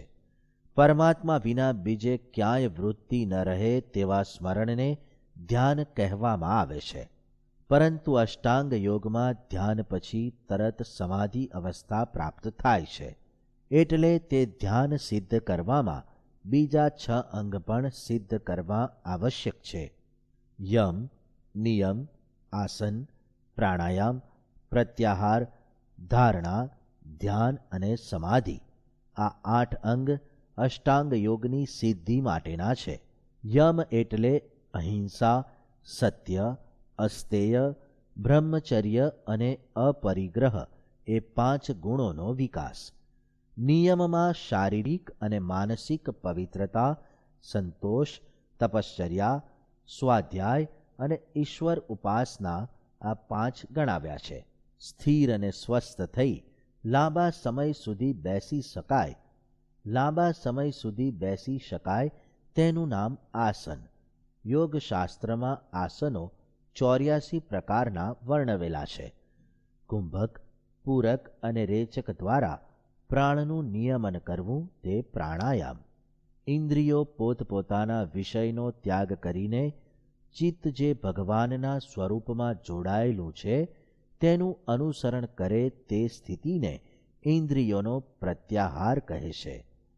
ચિત્તની પરમાત્મામાં સ્થિતિ થાય તેને ધારણા કહે છે અને વૃત્તિ ત્યાં જ એકાગ્ર થાય અર્થાત તે જ વિષયમાં વૃત્તિઓ વહેવા માંડે તેને ધ્યાન કહે છે. ધ્યેય સ્વરૂપનો અપરોક્ષ અનુભવ થયો તેને સમાધિ કહે છે. પરંતુ આ રીતે અષ્ટાંગ યોગ દ્વારા ધ્યાન સિદ્ધ કરવાના સાધનો બતાવ્યા છે જે ઘણા દુષ્કર છે.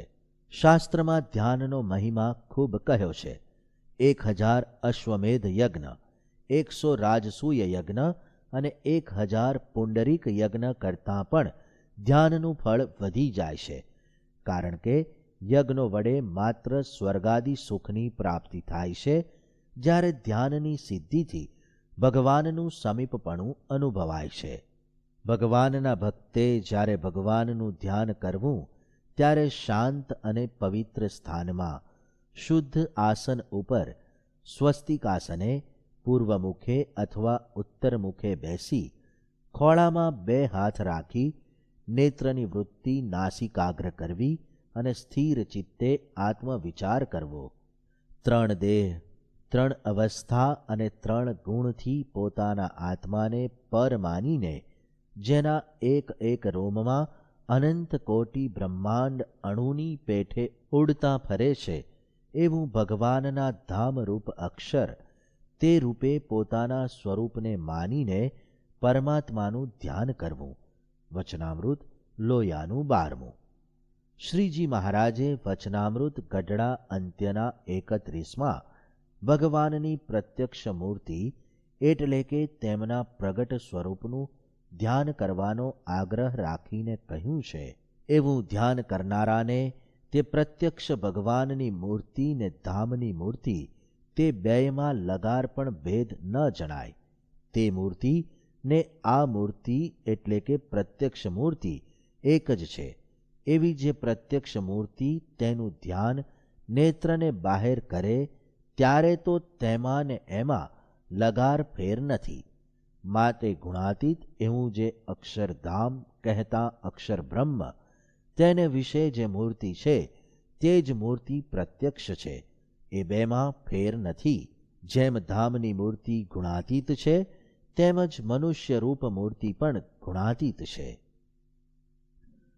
શ્રીજી મહારાજે વચનામૃત ગઢડા પ્રથમના 21માં કહ્યું છે કે અક્ષર બ્રહ્મના 2 સ્વરૂપ છે.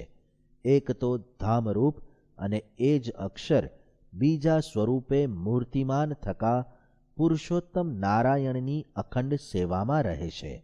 શ્રીજી મહારાજ અક્ષરમાં અખંડ રહ્યા છે વચનામૃત ગઢડા પ્રથમના 41માં મહારાજ કહે છે, અક્ષરમાં રહ્યા છે તેવા બીજા કોઈમાં રહ્યા નથી, બીજામાં તારતમ્યતાએ કરીને રહ્યા છે. એ અક્ષર બ્રહ્મનું પ્રગટ સ્વરૂપ એટલે પરમ એકાંતિક, પરમ ભાગવત સંત. આ સંત જ એકાંતિક ધર્મના ધારક છે. આવા પ્રગટ બ્રહ્મ સ્વરૂપ સંત દ્વારા જ શ્રીજી મહારાજ અખંડ આ પૃથ્વી પર પ્રગટ રહે છે. મુમુક્ષુઓને પોતાની મૂર્તિનું સુખ આપે છે અને જીવોને બ્રહ્મરૂપ કરી તેમનું આત્યંતિક કલ્યાણ કરે છે. જેમ લોઢાનો સળિયો અગ્નિમાં તપી લાલચોળ થયો હોય, તેના અણુએ અણુમાં અગ્નિ હોય, પછી તેને કાળો વર્ણ કે શીતળતાનો ગુણ દેખાતો નથી. હવે તેને કહેવાય લોઢાનો સળિયો, પણ છે મૂર્તિમાન અગ્નિ. તેમ આવા પ્રગટ બ્રહ્મ સ્વરૂપ સંતમાં વચનામૃત ગઢડા પ્રથમના 27 પ્રમાણે શ્રીજી મહારાજ નખથી શિખા પર્યંત અખંડ રહ્યા છે. આવા પ્રગટ બ્રહ્મ સ્વરૂપ સંતનું ધ્યાન એ તેમનામાં રહેલા શ્રીજી મહારાજનું જ ધ્યાન છે. આ પ્રમાણે આપણે ધ્યાન તો પ્રગટ બ્રહ્મ સ્વરૂપ સંત દ્વારા વિચરતા શ્રીજી મહારાજનું જ કરીએ છીએ. આવા પ્રગટ ગુરુરૂપ હરિનું ધ્યાન એ ભગવાનનું જ ધ્યાન છે. ધ્યાન મૂલમ ગુરો મૂર્તિ. પ્રકૃતિ એ અજ્ઞાનરૂપી તિમિરનું સ્વરૂપ છે. તેનો નાશ કરનાર ગુરુ અનાદિ બ્રહ્મ ગુણાતીત સંત એ જ ધ્યાનનું મૂળ છે.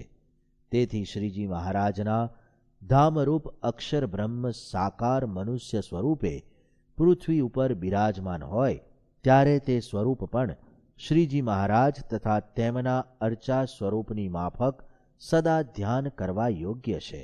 શ્રીજી મહારાજ ગઢડા પ્રથમના 5મા વચનામૃતમાં કહે છે, રાધાએ સહિત શ્રી કૃષ્ણનું ધ્યાન કરવું. આ રીતે અનાદિ અને ઉત્તમ ભક્ત સહિત ભગવાનનું ધ્યાન શાસ્ત્ર સંમત છે. શિક્ષાપત્રીમાં બ્રહ્મવેત્તાનું ધ્યાન કરવાની ના પાડી છે. શિક્ષાપત્રી શ્લોક 115. કારણ જીવ દશામાંથી જે જ્ઞાન પ્રાપ્ત થવાથી મુક્ત દશા પામ્યા હોય તેનું ધ્યાન કરવામાં કોઈ લાભ નથી. પશ્ચાદભૂત બોધાશ્ચ ધ્યાને નૈવોપકારક. નૈસર્ગિકો ન વૈ બોધસ્તેષામ્પ્યંતો યતઃ તસ્તાદમલમ બ્રહ્મ નિસર્ગાદેવ બોધવત. શિક્ષાપત્રી ભાષ્યમાં શતાનંદ મુનિએ નોંધેલા આ શૌનક મુનિના કથન અનુસાર અનાદિ ભક્તનું ભગવાન સાથે ધ્યાન કરવામાં કોઈ બાદ નથી. અંતર્યામીપણે શ્રીજી મહારાજનો પ્રકૃતિ પુરુષ, પ્રધાન પુરુષ આદિ ઉત્પત્તિ ક્રમમાં ઉત્પન્ન થયેલા દરેકમાં પ્રવેશ છે. તે સ્વરૂપોનું ધ્યાન કરવાનો શાસ્ત્રનો નિષેધ છે. પરંતુ કોઈ કાર્ય નિમિત્તે ભગવાનનો જેમાં અનુપ્રવેશ થાય ત્યારે તે ભગવાનનું સ્વરૂપ કહેવાય છે અને ધ્યાન કરવા યોગ્ય બને છે. તે સિવાય બ્રહ્મા, વિષ્ણુ કે મહેશ કે અન્ય દેવો પણ ધ્યાન કરવા યોગ્ય નથી, તેમ શ્રીજી મહારાજ વેદરસમાં કહે છે. સદ્ગુરુ ગોપાળાનંદ સ્વામીએ ધ્યાનના 4 પ્રકાર ગણાવ્યા છે. 1. સાંગ ધ્યાન, 2. ઉપાંગ ધ્યાન, 3. સપાર્ષદ ધ્યાન અને 4. સલીલ ધ્યાન. તેમાં સપાર્ષદ ધ્યાન એટલે ભક્ત મંડળ સહિત ભગવાનનું ધ્યાન કરવું. તે આ રીતે ભગવાન સાથે ભક્તનું પણ ધ્યાન કરવાનું ગોપાળાનંદ સ્વામી સમજાવે. માનસી પૂજા. શ્રીજી મહારાજે શિક્ષાપત્રીમાં પોતાના આશ્રિતોને આદેશ આપ્યો છે કે મને કરીને કલ્પ્યા જે ચંદન પુષ્પાદિક ઉપચાર તેણે કરીને ભગવાનની માનસી પૂજા કરવી. આપણને સહેજે જ પ્રશ્ન થાય કે માનસી પૂજા એટલે શું? તો જેવી રીતે દેહ કરીને આપણા ઈષ્ટદેવ શ્રીજી મહારાજનું પૂજન, વંદન, સેવા વગેરે કરીએ છીએ, તેવી જ રીતે મનની ભાવનાએ કરીને બધી સામગ્રી મનમાં એકઠી કરી મહારાજનું પૂજન, વંદન તથા સેવા તે સામગ્રી વડે કરવી તેને માનસી પૂજા કહે છે. શ્રીજી મહારાજ માનસી પૂજાનું મહત્વ સમજાવતા વચનામૃત સારંગપુરના 3જામાં કહે છે, જો અતિ રોમાંચિત ગાત્ર ને ગદગદ કંઠ થઈ નાના પ્રકારના ઉપચારે કરીને પ્રત્યક્ષ પૂજા કરે અથવા માનસી પૂજા કરે, બંનેનું સરખું ગૌરવ છે. અને ભાવ વિનાની ભક્તિ અર્થાત શુષ્ક મને કરીને ગદગદ કંઠ થયા વિના પ્રત્યક્ષ પૂજા કરે અથવા